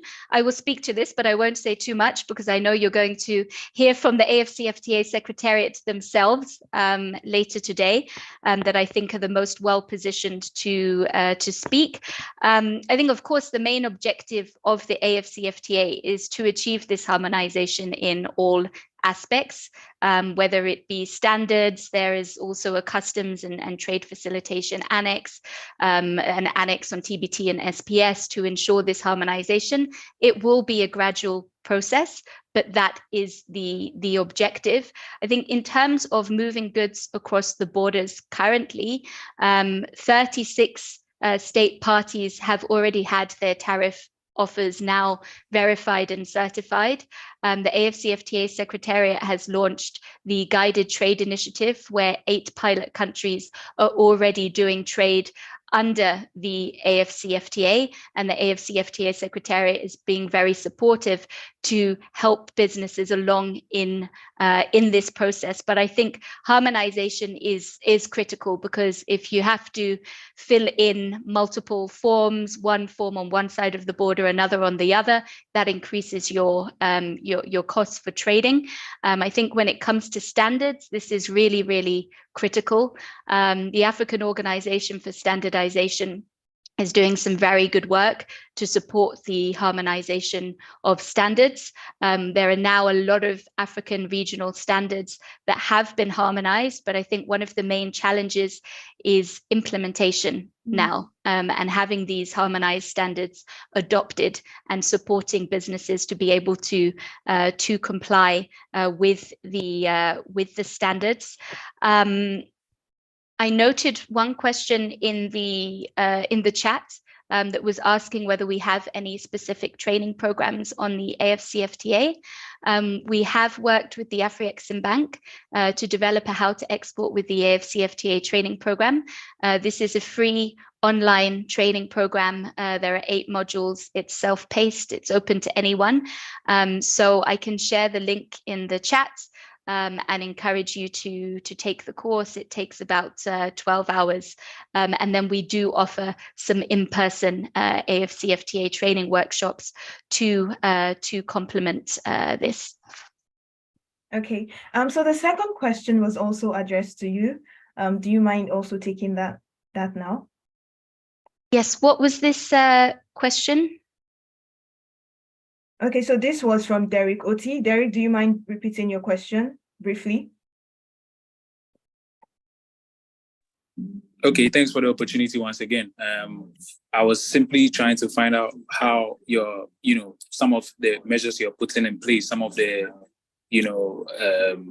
campaigns you're putting in place or promoting, basically in line with popularizing some of these initiatives that you have in place for upcoming entrepreneurs on the African continent and the world at large.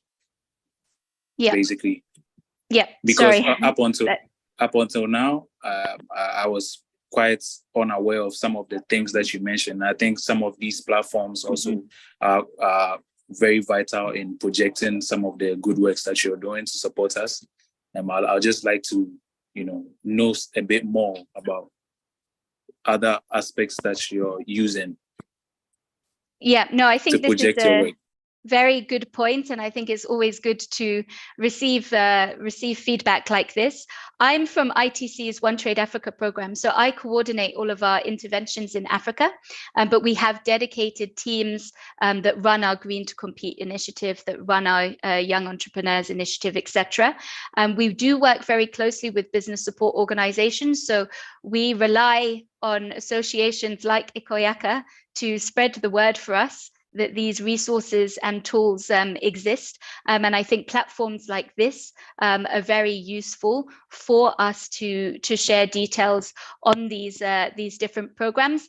Everything is also online. Our websites are there and they're very easy and accessible. But I think the point on communication is very critical. Of course, when we deliver trainings, we typically have dedicated sessions within our trainings to take entrepreneurs through specific modules and to train them on how to use our trade market intelligence tools and how to use data to make better informed business decisions. But I think it's interesting to hear that, yes, we talk about all of these initiatives and platforms, yet a lot of the target audience and who these platforms are for may not be aware. So very thankful for the opportunity today to share more, and happy to work with the different associations, youth associations across Africa to disseminate this information further. Okay, thank you so much, Ms. Lily. So over to you, Ms. Catherine. The third question was directed to you, and it's about three out of the, I think the person said only three countries have been able to sign up, and they just wanted your perspective on that. Okay, I think, can you hear me? Yes, we can, please. Okay. Yeah, thank you very much for this question. I'd like to note that as of recently, we know that 46 countries have ratified and deposited their instruments for ratifications under the AfCFTA agreement. Now, coming to the question that was posed by our colleague, I'd like to say that I think sensitization is really key. Most of the countries, you might find that some policymakers, they are wary about the agreement, or they might be suspicious about the notion of having a free market. So this might have contributed to the low numbers that that the colleague has mentioned. But I think really sensitization is key. The African countries, they need to be made aware of the benefits of the AfCFTA and how this is going to foster inclusive and sustainable industrial development in the country. So I think I would consider that to be one point that can be taken into consideration. Although the other colleagues from the AfCFTA Secretariat, I think they can add on to this. Yeah, just to clarify, I think he's saying in the chat that only 3 have met the custom requirements of infrastructure for trading. So can you shed some light on that? Well, I'm not aware about this number, so maybe I think I would leave it to the colleagues from AfCFTA Secretariat to take it from there. Yeah, I only know. Thank you. Thank you. So we're having another session where we actually have people from the AfCFTA team who would actually come to shed some light on that. So over to you, Kane Nanshi. Apologies if I'm mispronouncing your name. Can you ask your question, please? Assalamu alaikum. Thank you. My name is no worries. It's actually pronounced Ananshi, and I'm happy to be here in an extraordinary session today. And I have a question for Lily. I also did post it in the chat. I know she mentioned earlier the benefits and the value of standardization, and as well as and briefly touched on some of the components under the umbrella of standardization when it comes to audits, verification, validation, certification, and specifically training. And so I was wondering, would youth-led and women-led SME benefit from training to these international standards to promote self-reliancy and sustainability? Okay, that's my thank question. you. Who is your question directed to? Lily. Okay. I don't know if Lily is still available. Hello, Miss Lily. Yes, yes, I'm here. I'll let you maybe take a few more questions and then. Okay. So we'll call on, please, we'll call on Tanya Justin.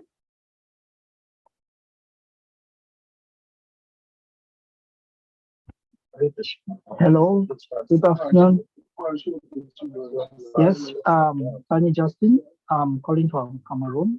I'm the founder of the Union Farms of Africa, and I'm equally a student at the Aviation Institute in the United Kingdom. Please, we're struggling to hear you. There's some noise in your background. Can you project? Okay. Yes. Okay. I said I'm called Prince Justin. I am the founder of Union Farms of Africa. Okay. And my first question, or probably wanting to know if those countries that are already in the youth peer network, which has been mentioned, is there any opportunity for other countries to join and create those networks in countries where those networks are not existing? Okay. Then the second question, which is directed to Ms. Lily, is to assess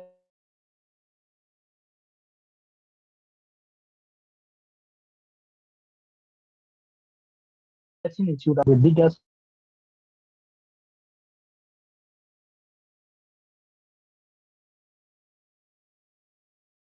farmers in these locations where we work account. Okay. About 60% of the rural farmers, they are not aware of this discussion.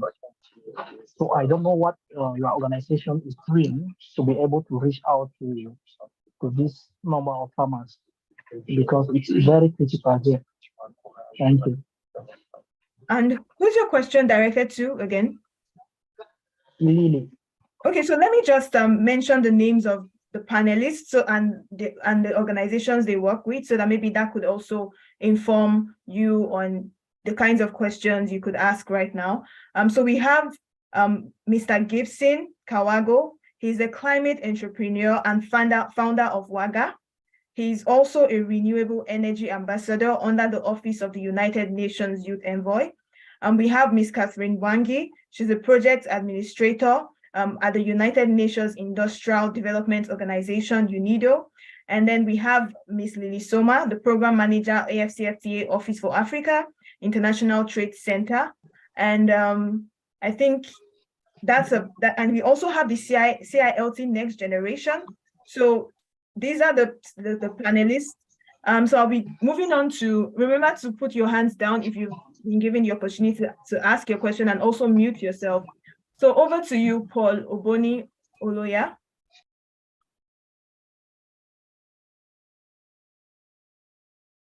Are you there, Paul? Yes, I can get you. Am I audible? Yes, we can hear you. First of all, I want to say Happy Youth Day to everyone. And then thank you for everyone who has taken in the time to participate as the audience, and then also to the panelists for sharing with us their insight, knowledge, experiences, and for pouring themselves out to us. So getting back to AfCFTA, I basically have around 4 or 5 issues I would like to raise. It can be answered by anyone who feels they are qualified enough to answer it. The very first item is... Please, Paul, we need you to be as brief as possible. So just prioritize your questions and ask only 2 at most. So the 2 most pressing questions you have, you'll be given the opportunity to ask 2 out of your 5. Okay, let me ask the 2 main ones. The very first one is, of course, like in the USA and Europe, there's a single currency. What is being done right now to ensure that Africa as a continent has one currency, so that the exchange of value using currency will be easy for AfCFTA? And then the second one is, we do know that good politics means translate into good economics. Bad politics translates into bad economics. So if you have to talk about AfCFTA, but the politics in these African countries is poor, then all in all, we would be wasting our efforts. So what are the AfCFTA partners doing right now to ensure that we first have good politics in place? Because it's only when there's good politics that when the good economics will become a reality. Thank you so much. Anyone can answer the questions, and regards. Thank you.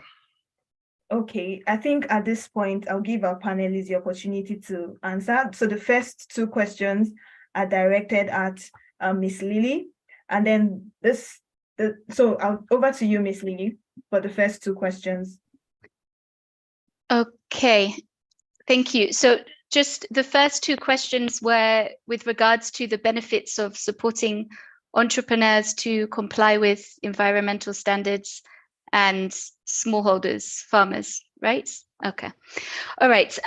Yes, I mean, I think with environmental standards becoming increasingly more important, some of which are voluntary sustainability standards. I think in the EU, in the US, we see an increasing trend to sustainability standards. So I think African enterprises will really need to be capacitated to be able to comply with these standards moving forward if they want to be able to access these markets. The EU is a very critical market for African countries. Within the African continent itself, there is also a sustainability standards agenda. The African Organization for Standardization has developed some sustainability standards and has also introduced the EcoMark Africa eco label.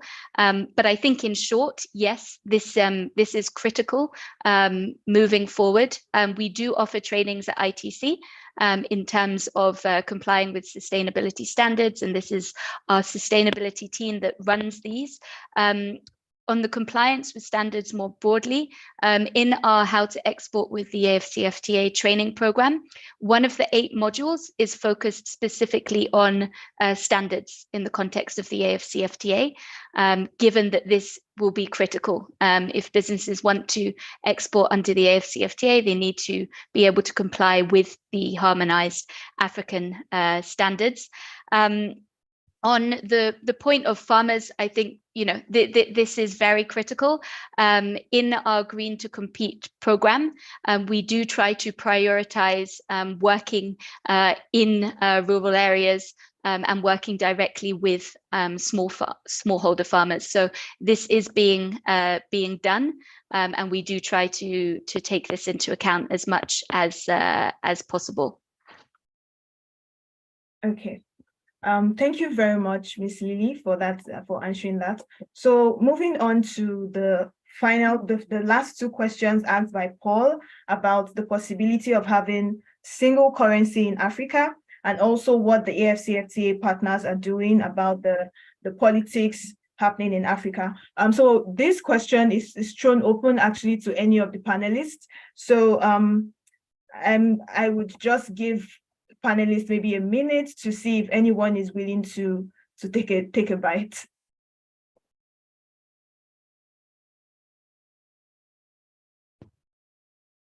Perhaps on the currency. Within the Abuja Treaty, the plan is to have a single African currency, I think by 2028. Of course, the AfCFTA is a step towards that process.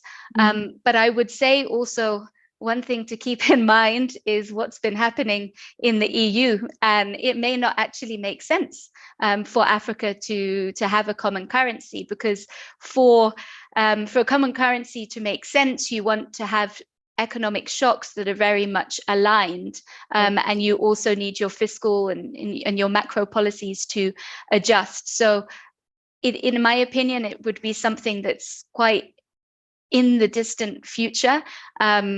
Of course, I think the priority now in terms of facilitating trade under the AfCFTA is to make sure that different African currencies can be transferred and are convertible. And the Pan-African Payment and Settlement System that's been supported by the Afreximbank with the AfCFTA Secretariat is very critical for this. Okay, thank you very much. Does any other panelists maybe want to share some light on the currency question as well as the politics question on how the political, okay, so I see Ms. Catherine.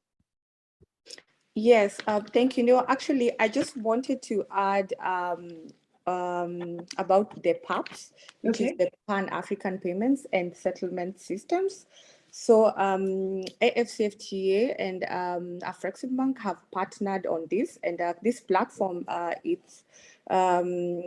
it facilitates instant cross-border payments in local currencies between the various countries. The PAPS has now been piloted successfully in several countries, I think maybe about 6 or 7, if I'm not mistaken. For instance, Nigeria, the Gambia, Sierra Leone, Liberia, Ghana, and Guinea. Yes, so I just wanted to add about the PAPS that is there. Thank you so much for that. So we'll be taking the final 2 questions from Josepha, Dr. Josepha. Please go ahead with your question. Hello, good morning or good afternoon, wherever you are. I'm asking this question for the youth in the diaspora. Ms. Lily and even all other panelists, what are the initiatives that you can shed light on that bring all the young Africans around the world in the mix so that they can be able to share their expertise as well as their investments with their counterparts on the continent? Thank you. Okay, thank you for that question. So over to you, George Kitindu. Hello, can you hear me? Yes, please. All right, thank you so much. My name is George Kitundu, and at the moment, I'm based in Kenya. I'm just a youth trying to figure out stuff. But my first one is towards a comment on what Lily said, and I think it's something about my EA Soko initiative. Immediately after you mentioned it, I went to look into it, and I think it's not working. The application is down, the website is down. I think you're at the best capacity to reach them out and maybe say something about that. That would be really helpful. Can you clarify your question? Personally, I'm not sure I really got the question. Oh yeah, it was a commentary when Lily was speaking. She mentioned an initiative called My EA Soko, and I just went to check it. It's an app that is developed as well as the website, I think, and they're all not working. And so if it's not working, it's not useful. And I think she's at the best position to reach out to them and remind them about that. The other thing, which is now a question, is Lily, what is the best way to reach out to the ITC if, let's say, I'm just a youth who has an SME or a small business somewhere, but I would really require your services, or I would want to reach out to you guys, because it's, as you said, most youth out there, they do not know, they do not have the information, let alone know how to reach out to all these partners or stakeholders that are involved in the progress of the AfCFTA, something like that. Thank you. Okay, thank you. So the first question about initiatives that sort of targets Africans in the diaspora, we will be breaking the norm and letting William, who is a member of Ikoyaka, and the diaspora, the person in charge of diaspora, to actually answer this question. So over to you, William. Yes, so thank you very much for that question. And in fact, it's a very important question because the diaspora, they play a very, very important role in working with the continent. It's something that's actually going to get into later on, and I thank you for bringing it to our attention. So recently, Ikoyaka has actually created a diaspora wing. I head that wing, and the idea is that essentially we're going to be mobilizing human capital in the diaspora and working on creating a relationship with Africa, because we believe that actually there should be that sort of like bilateral relationship.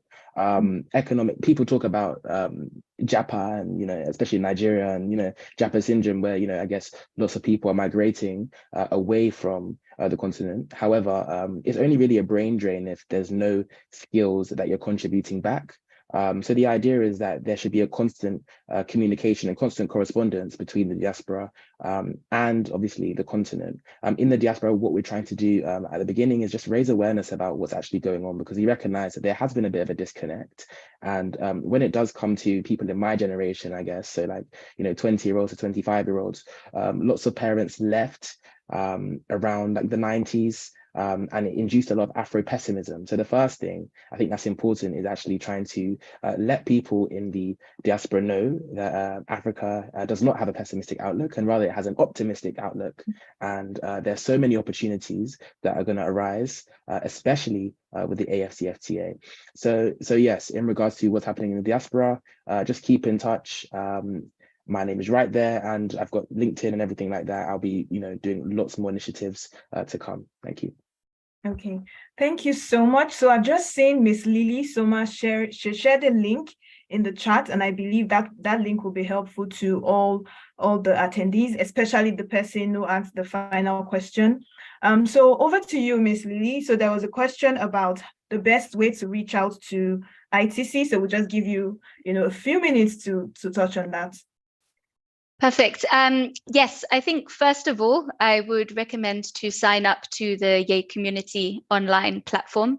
On this platform, there's a section on events, on opportunities. So everything that I've spoken to is basically publicized there if you want to keep up to date with the opportunities that are available. You can also filter by location depending where you are.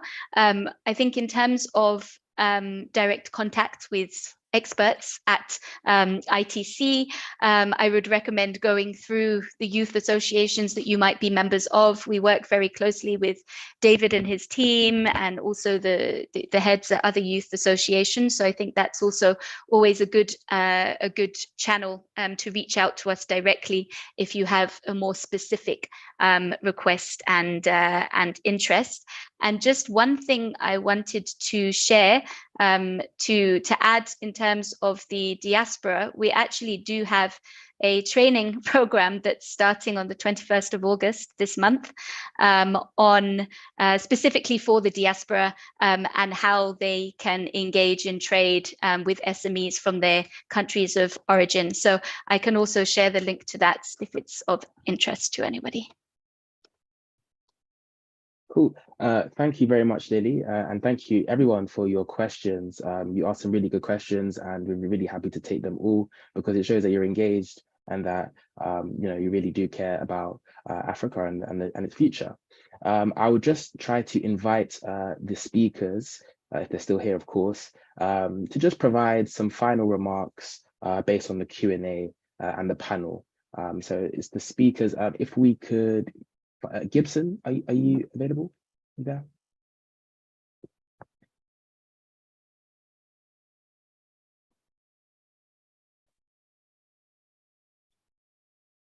We may have lost Gibson.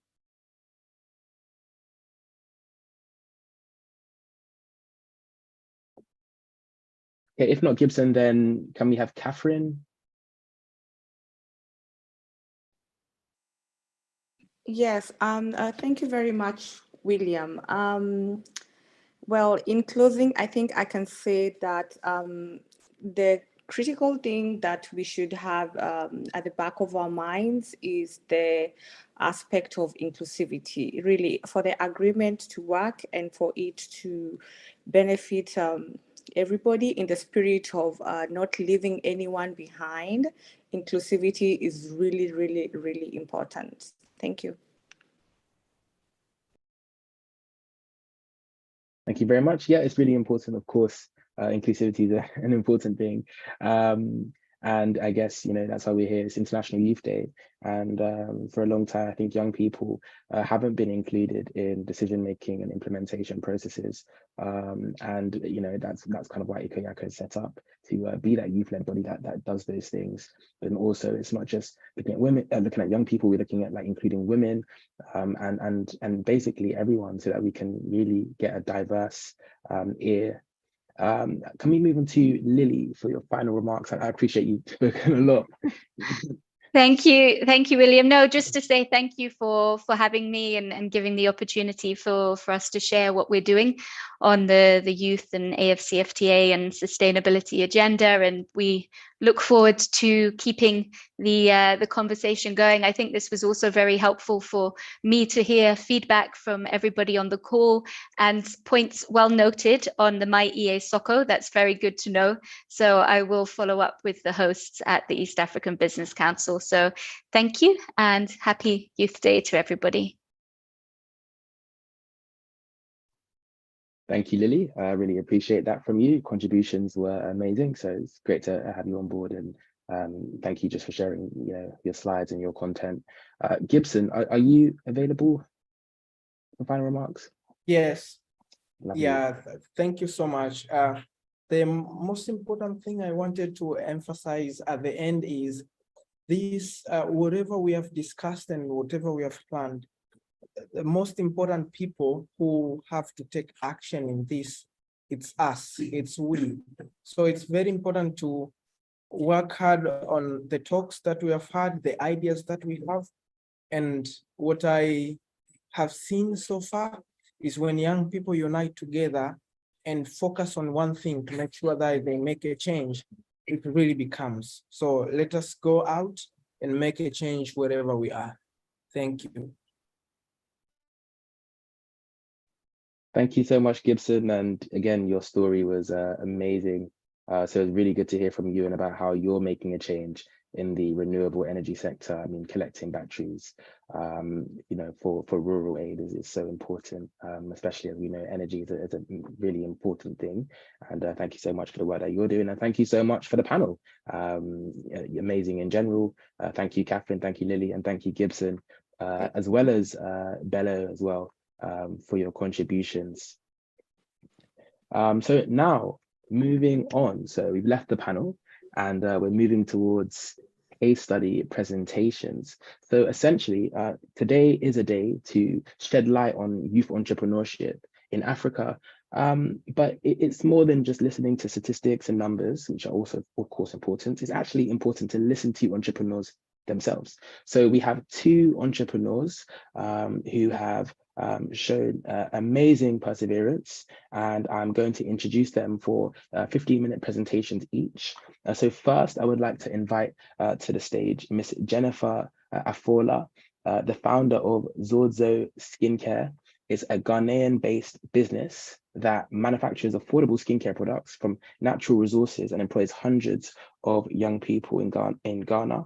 And the business exports globally, and it has acquired the AfCFTA certificate of origin. Jennifer, welcome to the floor. Hi, Williams. Thank you very much. Good afternoon and happy Youth Day to everybody. So I'd like to share my screen. I'm disabled, so if it can be worked out. No worries.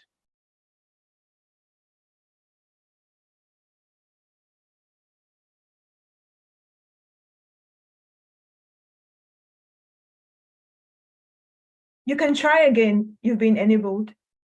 Yeah, you should have been enabled now. Okay.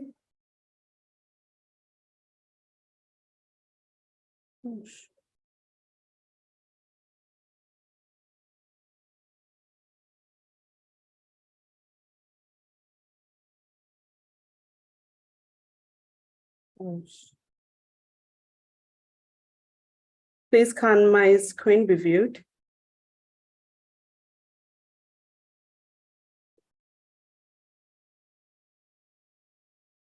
Can we spotlight Jennifer, please? Sorry? No, I'm just talking to the team. We can't.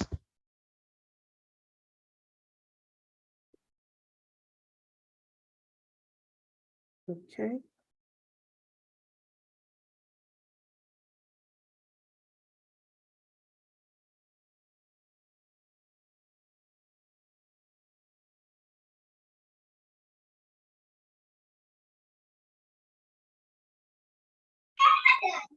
Okay.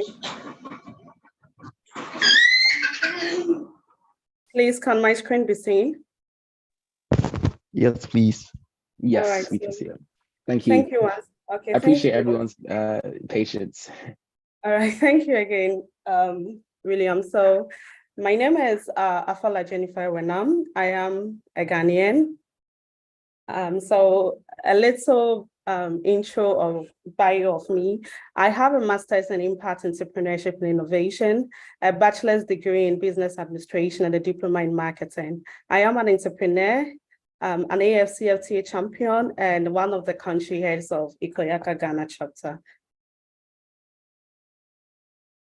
Okay, so I am the founder of Jojoy Skincare. Jojoy Skincare is a Ghanaian skincare brand that are into the manufacturing and selling of natural skincare products. We use natural ingredients to make handmade innovative products. So we have shea butter, we have black soap, we have shea oil, we have cocoa butter, we have lip balms as well. And all this are made from natural ingredients. We don't have a physical shop. We sell digitally. We have a website, which is dzou.com. We sell on Instagram. We sell on Facebook as well. We also stock our products in salons, spas, beauty shops, pharmacies, and we go for exhibitions and trade fairs as well. We export our products and sell our products through local distributors. So we have a distributor in USA who sells on Amazon as well. We have a distributor in Zambia.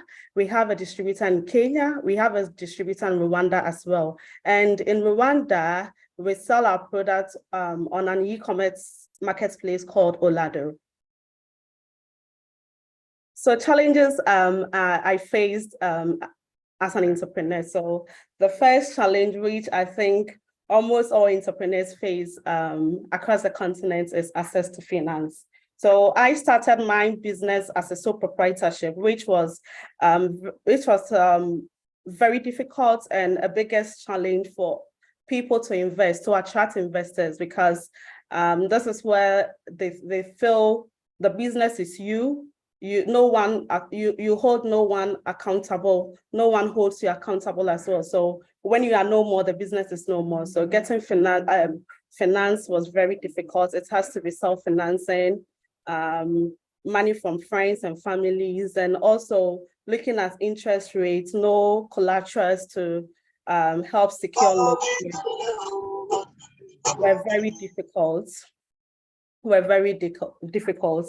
However, access to markets is also one challenge, both domestic, when it comes to domestic trade and international trade, because I lacked marketing experience. I didn't have enough fund to help me do a lot of marketing and advertising. There was no brand strength. So entering into both domestic markets and international markets was a challenge. When it comes to mode of transaction, it is very difficult to have a successful transaction when engaging in cross-border trade.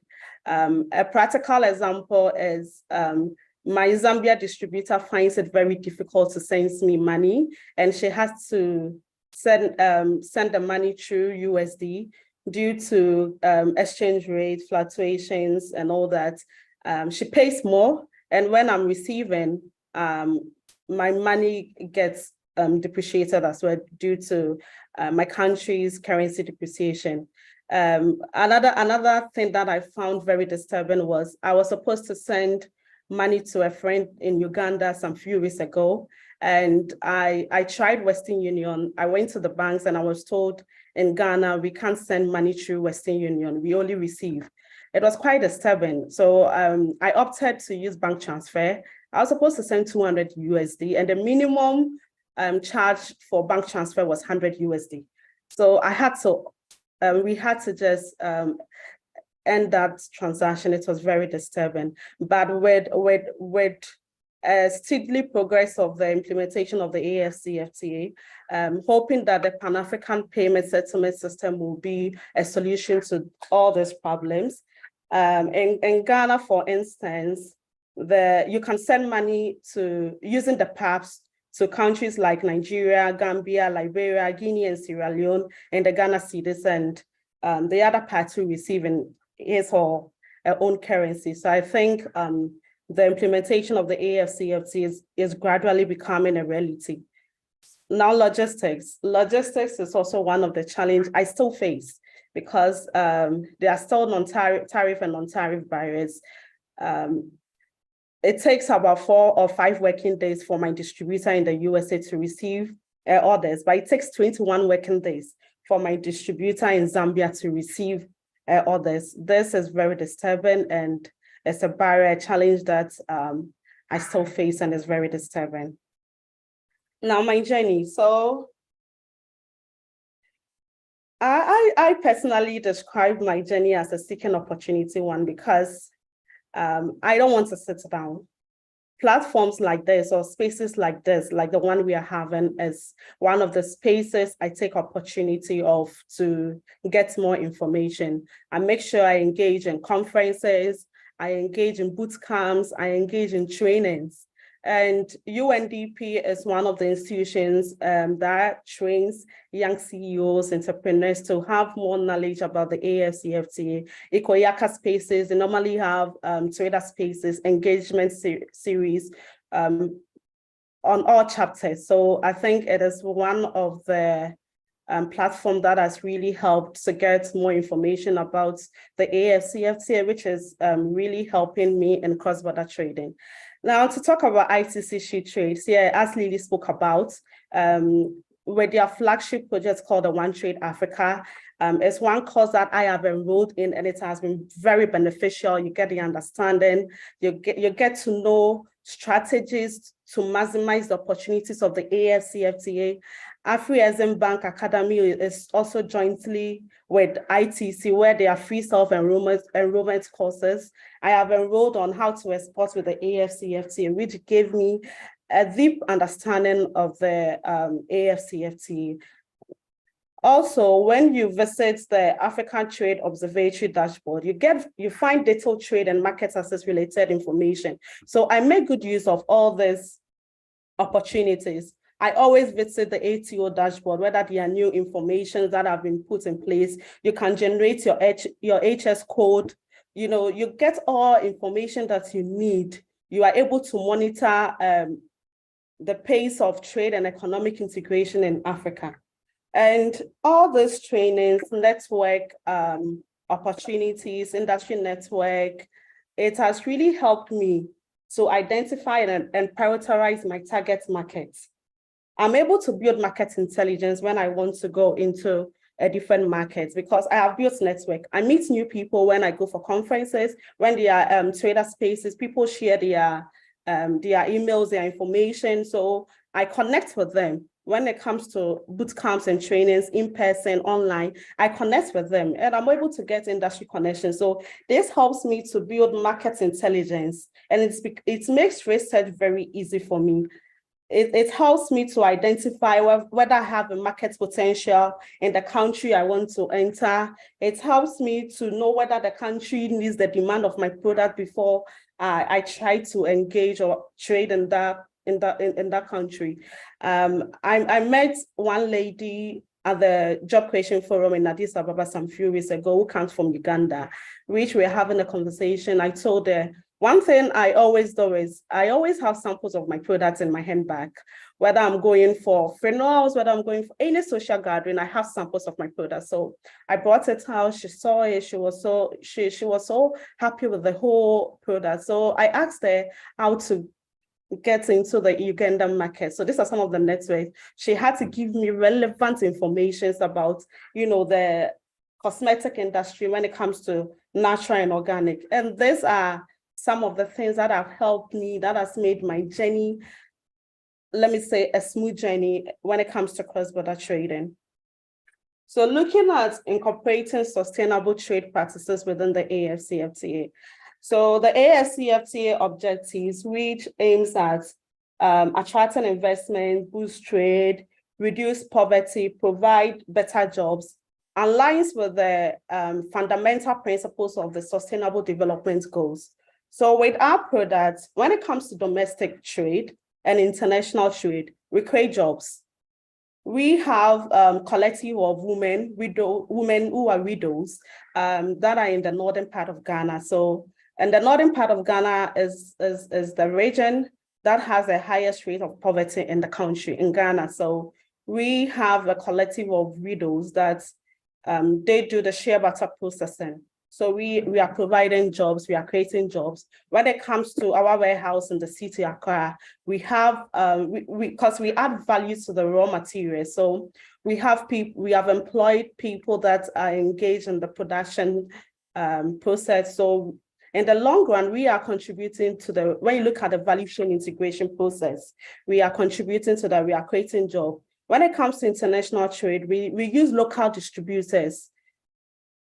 So we get them creating job. They also employ agents, which also contributes to the economic value of these countries. And in the long run, it progressively eliminates poverty. And all this aligns with the Sustainable Development Goals. Also, our products are environmental friendly. As I mentioned, we use natural ingredients for the production of our products.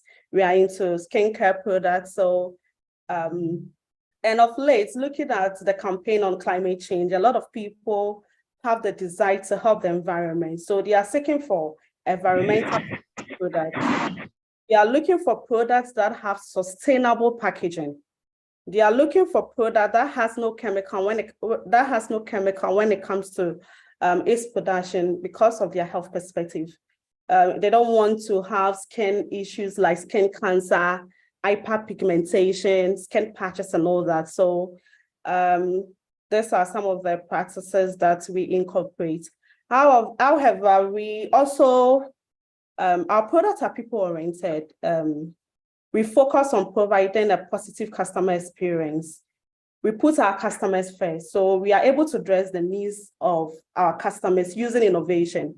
So we have size, our product comes in different sizes. We have travel sizes as well. So it becomes easier for consumers.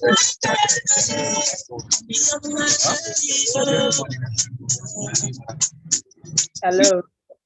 So it becomes easier for consumers to carry along our products to wherever they are going. So a practical example is resolving the pain points customers face using bar soap. We have bath gel that comes in three sizes, and our bath gel can be used to wash the hair as well. So it becomes perfect for people who want to wash their hair, but they don't want to go to the salon. They just go to the bathroom, just under the tap, they wash their hair and take their bath as well. Our products are also safe for kids, is suitable for all genders as well. Thank you. And before I end, I think I want to leave this tip. It's an observation where I think most small businesses fail because we don't allow our products or services to, let me be particular with products, to go through the product life cycle. We know we have the introductory, the growth, the maturity, and the decline stage. Most businesses just they are looking at their competitors. Yes, it's good to look at your competitors to learn from them.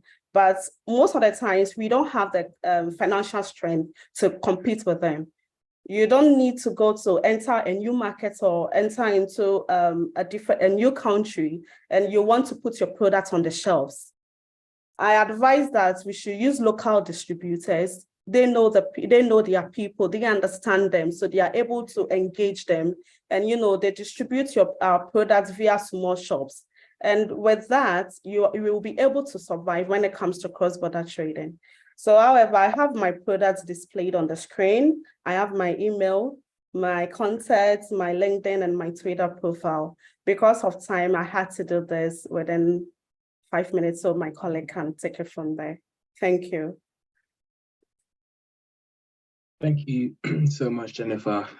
Amazing presentation, and you just let us know exactly what it feels like to be an entrepreneur, and what the challenges and opportunities are. But I think everyone will come away from this with lots more information, not just about the general sort of environment of entrepreneurship, but about your business as well, and hopefully people buy free products.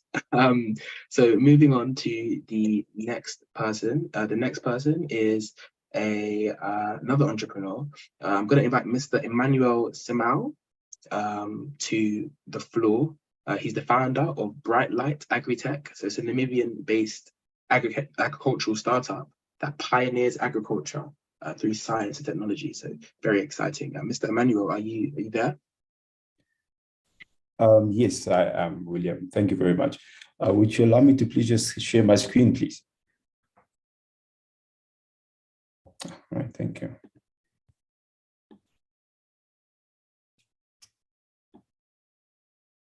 Can you see my screen? Yes, we can. Okay, thank you very much for the opportunity. And today I'll be presenting a case study on our startup, Bright Light Agritech, where we are basically all about sustainability and incorporating these sustainable practices within the AfCFTA. My name is Simao, as introduced, and I am the founder. And basically, we are a startup that basically, at the inception of the startup, we really wanted to come up with something that's sustainable, and sustainability isn't just a buzzword for us. It's we took it as a compass that guides every decision that we make, and our commitment to sustainable practice. We just didn't want to see it for it to be today, but for it to be a legacy once we've gone and so forth, because we really believe in the approach that what we do today should not impede on our ability to either create revenue tomorrow or basically to bring about food on the following day. And the problems that we're currently solving in our startups, currently in Namibia, only less than 3% of the Namibian land is actually very much arable. And as crop production intensified, agricultural soils have become depleted in micronutrients, and these have compromised the nutritional value of food that actually is grown in these soils of the little 3% that remained. And now with the use of these chemical fertilizers, they've degraded the quality of the already scarce arable soil. But then chemical fertilizers, they in themselves are very dangerous to the environment in the sense that they degrade the quality of the soil. And then once farmers have applied to it, And to prepare for the next harvest season, our farmers have to then rehabilitate the soil. And then this increases food costs because the one that gets the short end of the stick is you and I. And bush encroachment also has then become a serious threat to the agricultural sector in Namibia. But I'm sure of the problems that I've listed are not just particular or unique to Namibia alone, but I'm sure to other African countries as well. But now what we as a startup have done, we've harnessed the use of microorganisms as biofertilizers, and we ventured into desert agriculture. My hometown, where I'm situated, is right in the Namib Desert, and I'm from the small town called Walvis Bay in the Urongo region. And then the only way that we could really produce something out of nothing was to use cross-cutting, edging scientific and technological advancements. Okay, just a bit of our journey here. This is, perhaps you just put up my pointer. Yep. Yes, this is myself. I have a background in biochemistry, and our co-founder here is Mr. Vidya Mbowa, and he has his background in microbiology. And this is one of the labs when we were still students at the university, where we basically came up with a concept and with a startup. We've pitched our startup to, there was a local pitching competition that was taking place in the city here, and our startup won the overall winner, and we won 100,000 Namibian dollars in terms of funding. And this is what, in terms of what we've done, is to basically, yes, we came up with a solution, but we had to go out and then put it in the hands of the end users and see how is it responding and so forth. So this was myself in a farm near somewhere in the south, and then we're collecting soil samples so that we can run them through in the lab, and so we can see the synergies between our biofertilizers and then how it will perform in the soils. And I just don't have the picture here, but when we also went to the north, we went to Rundu. Also that side we have now very much fertile soil, but the soil tends to be acidic. And we did like a test to see how our fertilizer is then will then perform in the ground. And then here is when we went to meet the governor of my region. That is myself here and my associate.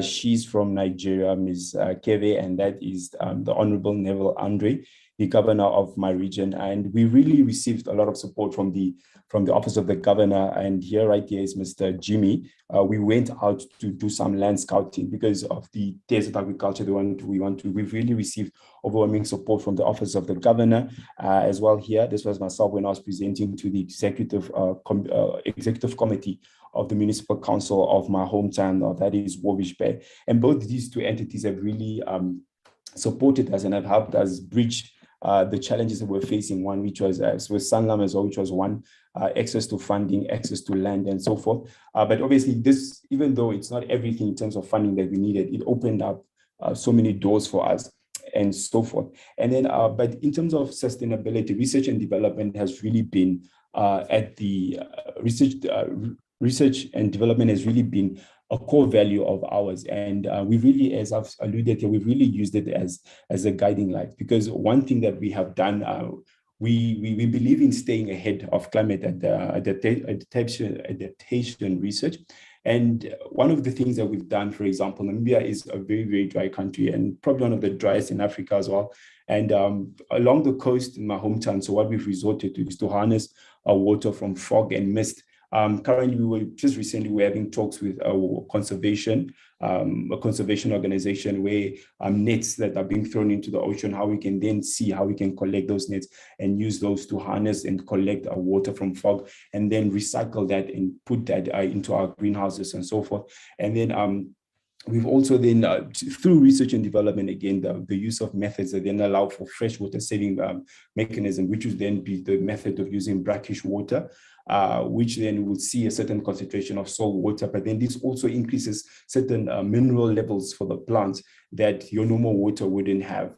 And then this, with all the advancements that we've made, allows then for the mitigation of soil nutrient depleting agricultural method. And I think more than anything at Brightlight, what we always wanted to focus is how can we change the mindsets of a lot of people to move away from conventional, from traditional methods of doing everything, and to find a more conventional way that fits everything. And then one was the ABCD approach, which was the asset-based community development, where we really wanted to tap into the value that a lot of young people have to offer.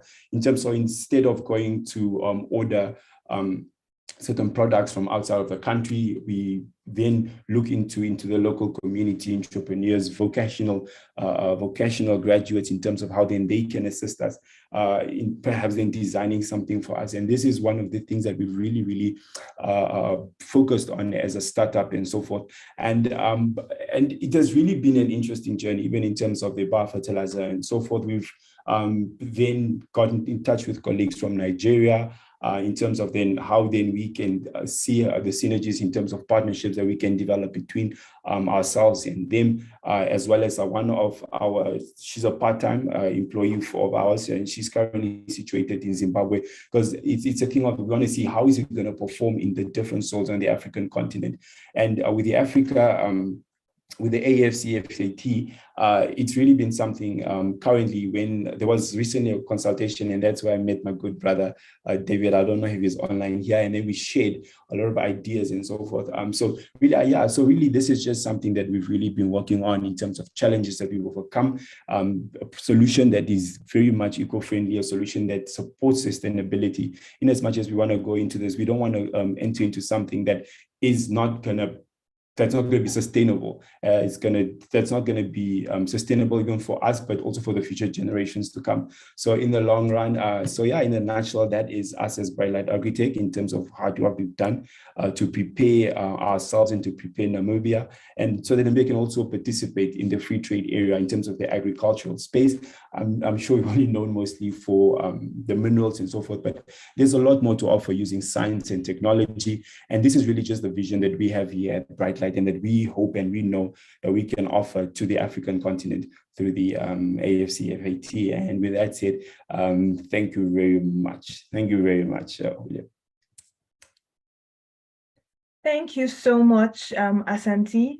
Thank you. That was such a very beautiful presentation. So we're welcoming back William to the spotlight. Hello, William. Hi there. Hi, Victory. Thank you very much. Thank you very much for introducing me, and thank you very much to the entrepreneurs, Jennifer and Emmanuel, for putting some amazing presentations together. And I'm sure that the audience has taken lots of information, because I certainly have, and I've learned a lot today. So I'll just be providing, I guess, a summary of everything that we've experienced today thus far. I'll remind everyone that today is International Youth Day.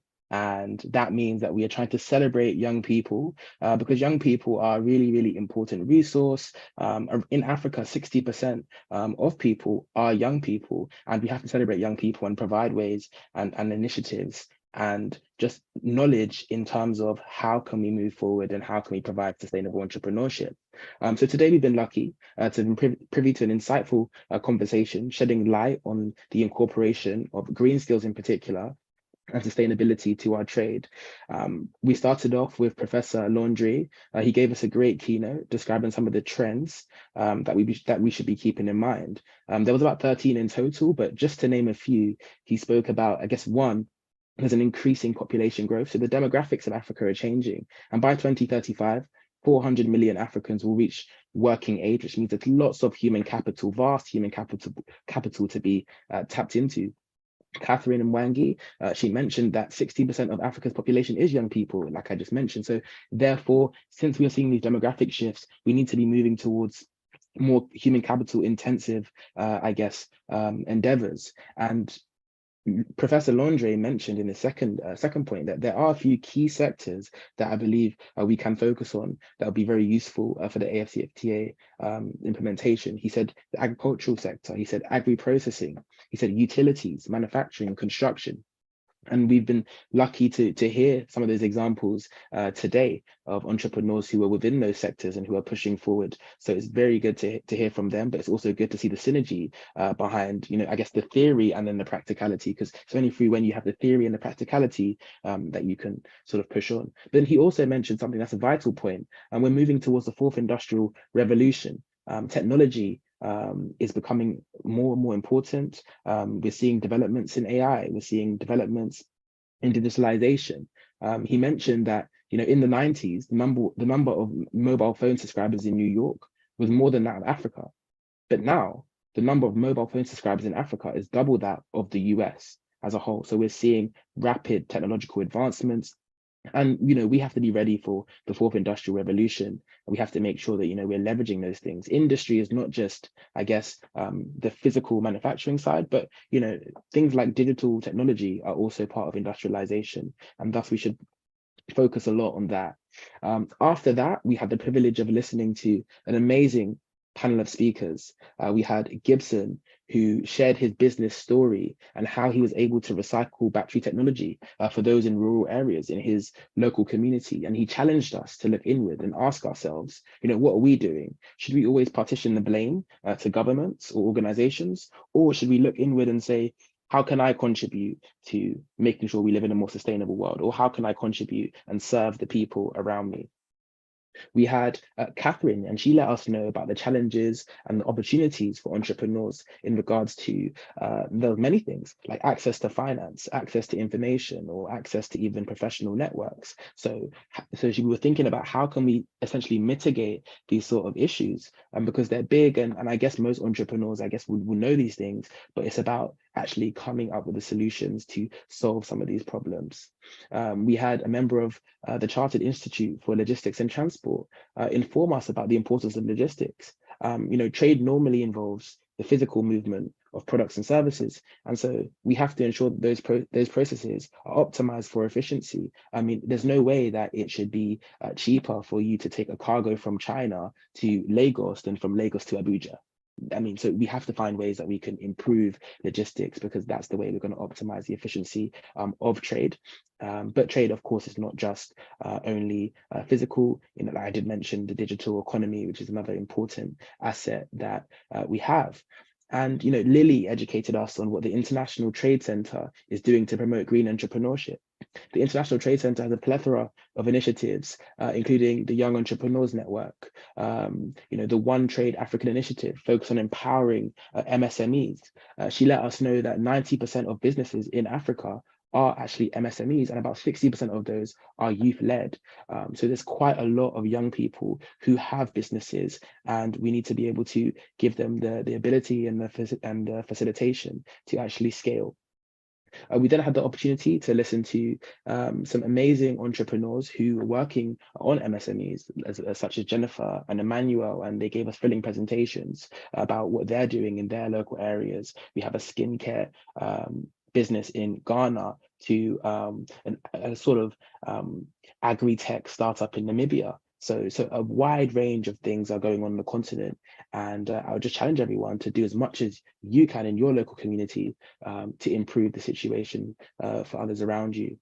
As the head of the diaspora, I couldn't leave without saying something about the diaspora. Professor Londre, as his 13th point in his speech, did mention the importance of the diaspora, and the diaspora has been recognized as the 6th region of Africa by the AU, and we have to build a relationship between those on the continent and those in the diaspora.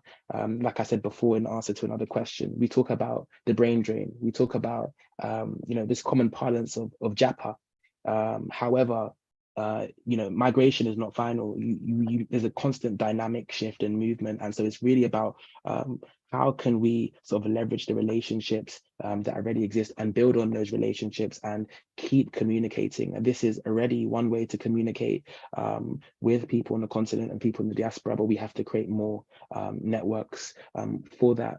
And we believe here at Ikeyaka Diaspora that there's 3 main ways, I guess, the diaspora can contribute, and some of the problems could actually be solved by diasporans. I think 3 main ways that diasporans can contribute is through 3 ways. So finance, there's lots of financial resources, and in fact, remittances from diasporans are very, very high. I believe about $96 billion was remitted in 2021 from the diaspora. So the diaspora is very big in terms of remittances, and people are looking into diaspora bonds. Egypt tried that. I believe Nigeria has done a pilot of that, and other countries around the world have diaspora bonds. So diaspora bonds are something that I think lots of us can look into. There's also technology spillover. Diasporans have good access to technology, and since we're all across the world, we have access to the latest developments in our local areas, which of course we can share with the continent.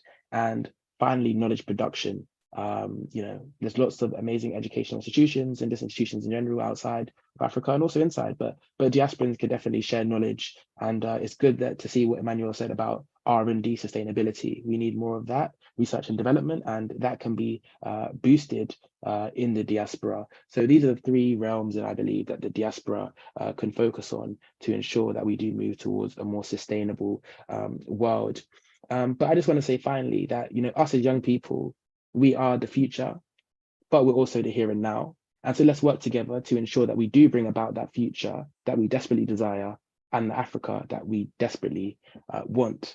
And just speaking on that, I just mimicked essentially agenda, AU Agenda 2063. And I will actually now pass on to our guest of honor, Mr. Prudence Sebahisi. He's a director of the Directorate of Institutional Matters and Programs Coordination of the AfCFTA Secretariat, the African Union. So, Mr. Prudence, are you around? Are you available?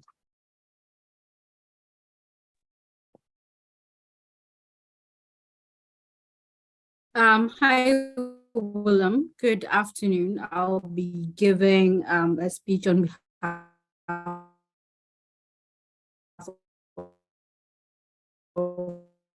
of Director Prudence this afternoon. Are you able to hear me? Are you able to see my video? Yes, can see your video. There was a bit of a lag, but we can hear you. You can see my face because I cannot see my own face. No, we can see your presentation, your video. Okay, just wait for me.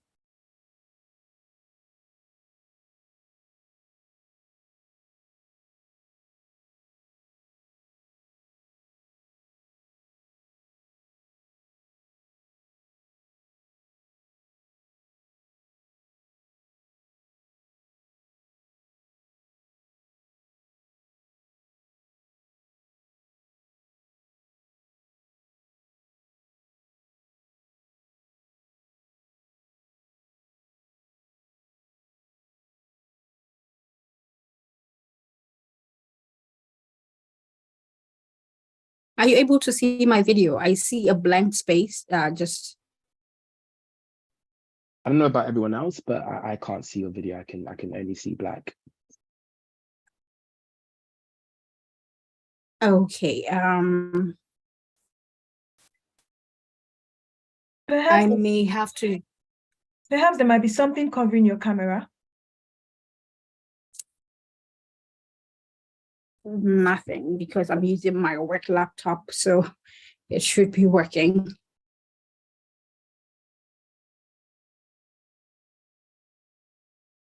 Okay, I may have to just give the closing remarks with a video, a blank video, or I'll have to join through my phone.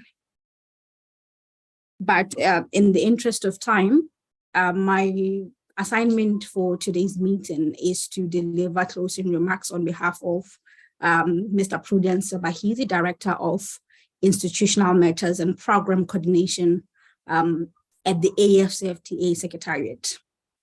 Let me begin by recognizing representatives from ITC, Ms. Lily Soma, representatives from UNIDO, Ms. Catherine, development partners present, the entire executive committee of Akoyaka present, and the most amazing young entrepreneurs in Africa. I greet you all as we celebrate this amazing day of International Youth Day. On behalf of Director Prudence Sebahisi, Director of Institutional Matters and Program Coordination at the AfCFTA Secretariat, I would like to extend my warm greetings to everyone here at the Akoyaka commemoration of the International Youth Day under the theme Youth Entrepreneurship and Sustainable Development, Sustainable Trade in the AfCFTA era.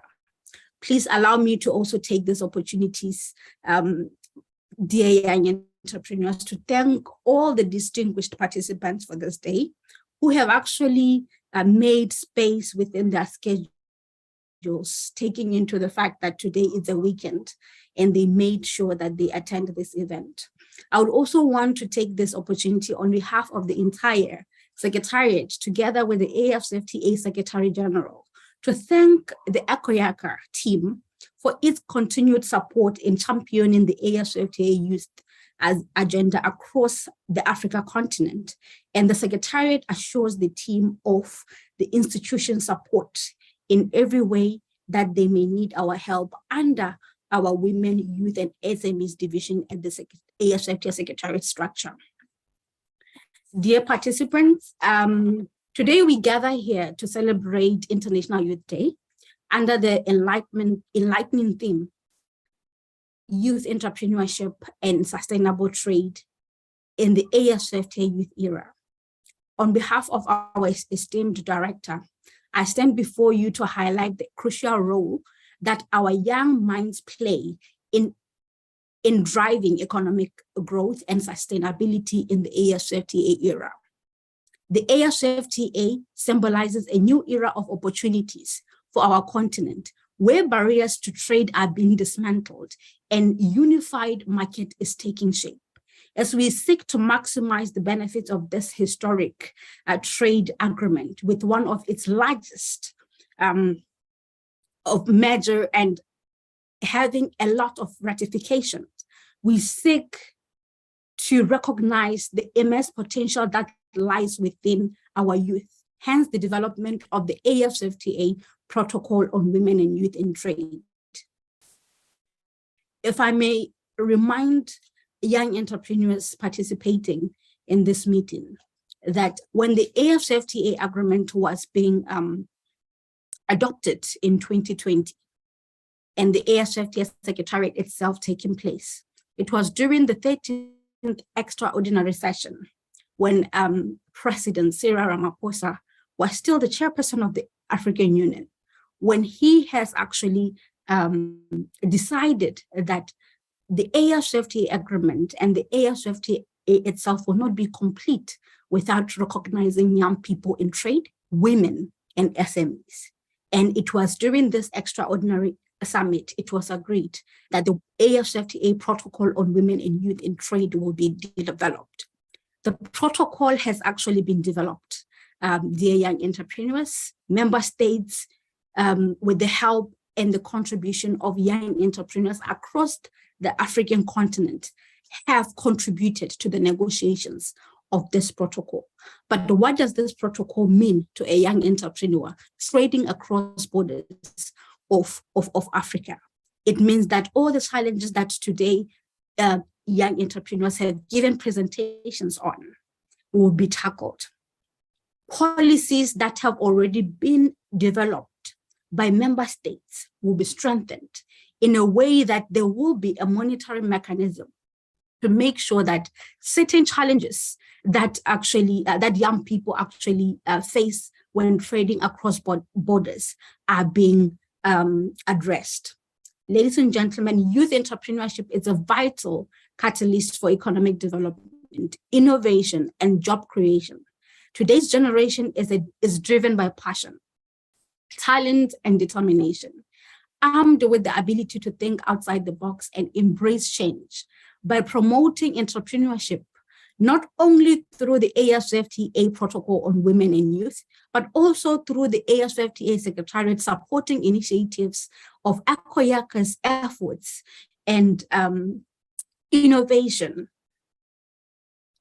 to empower other young people actually gives us more exposure to what challenges are young people facing as they trade across borders.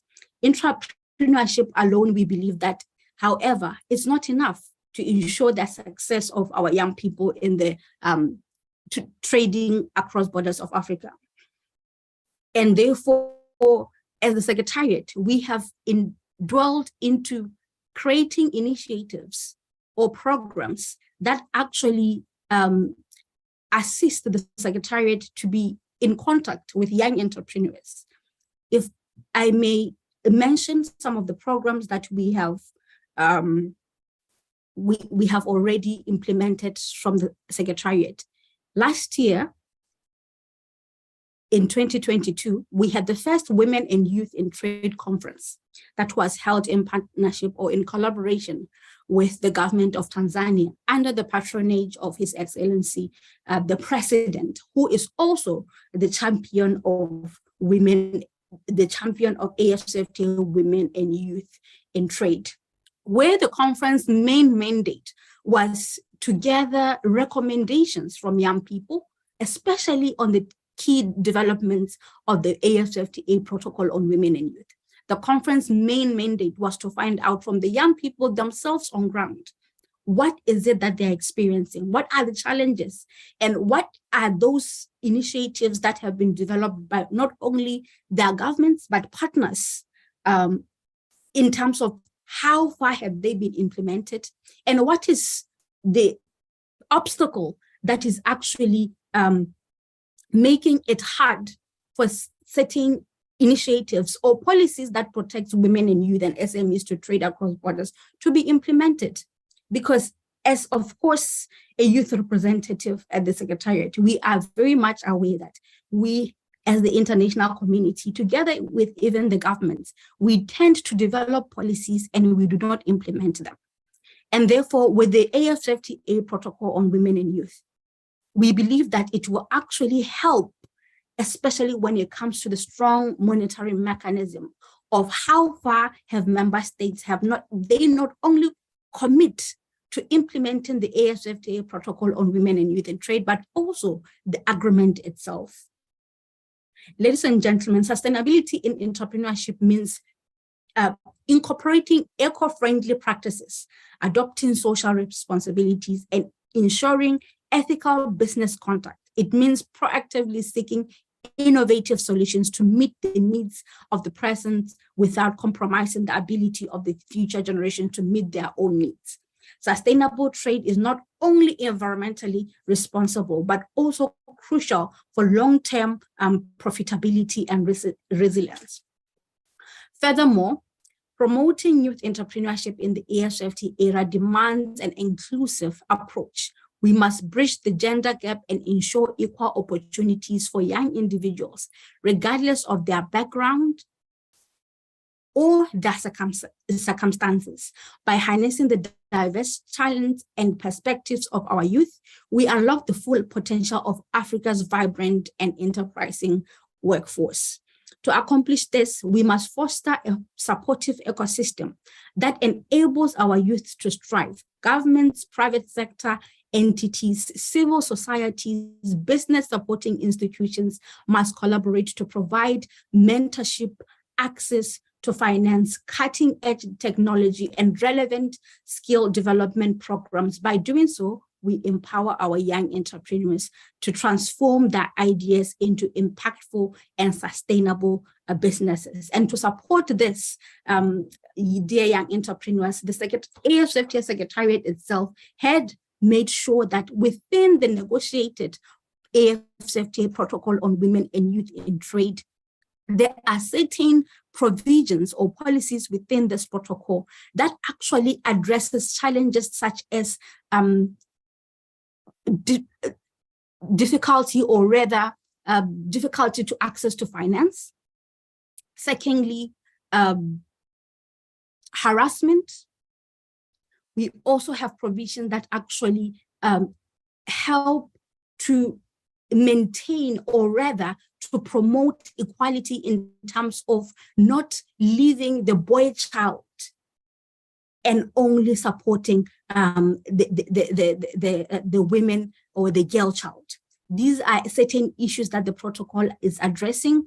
And as I have mentioned, when we were drafting this protocol, we had a youth consultation that we had done, which is firstly through the Conference on Women and Youth.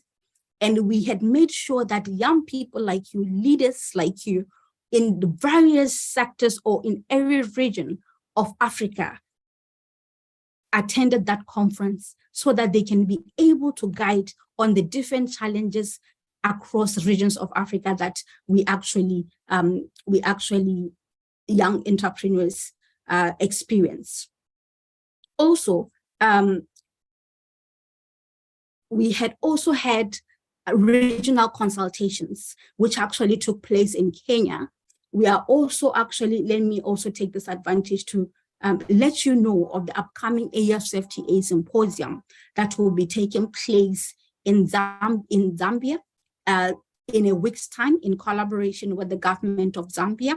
And the symposium actually comes, its main mandate is to actually source the main recommendation for the implementation of the just negotiated AfCFTA protocol on women and youth in trade.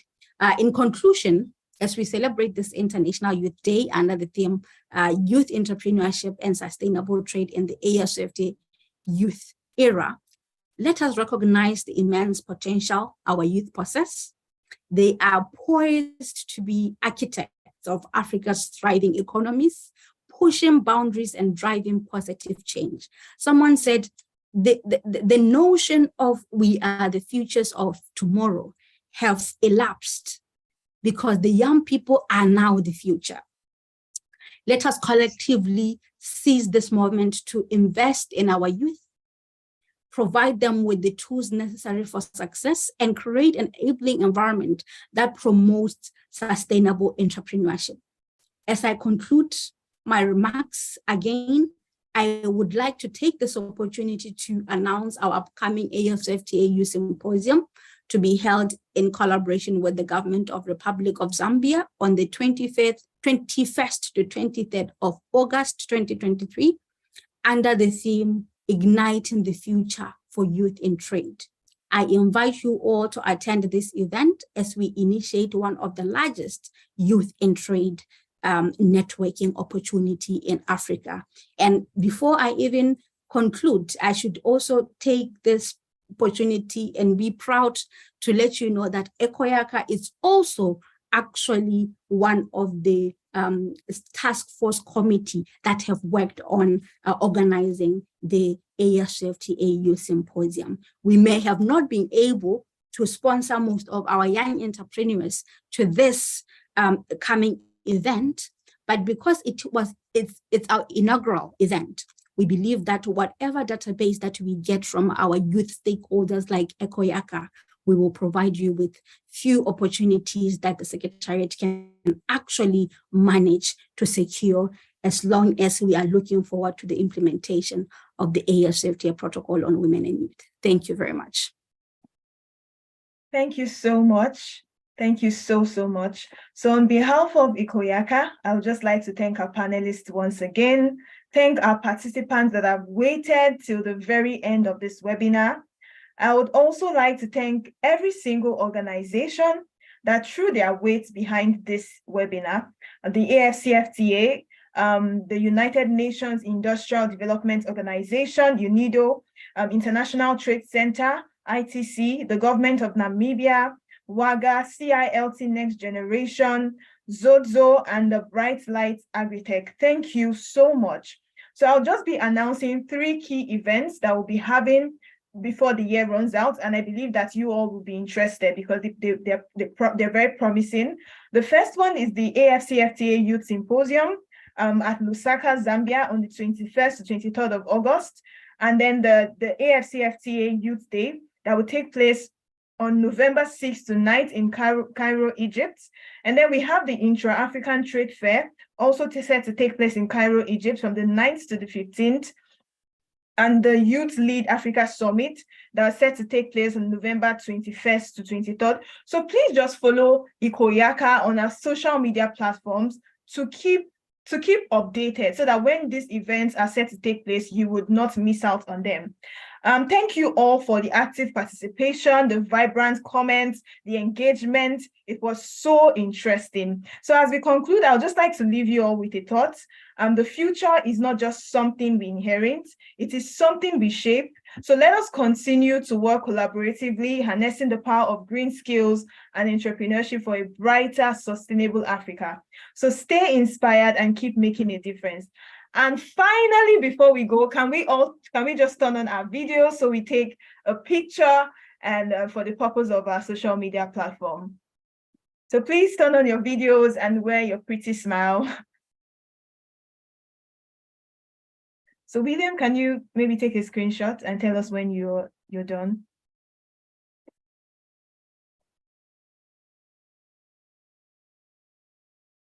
Please You may have to everyone. allow me to smile in spirits. Hey, We would everyone, yes. understand that. Okay, everyone, let's get the cameras on. Okay. 3, 2, 1.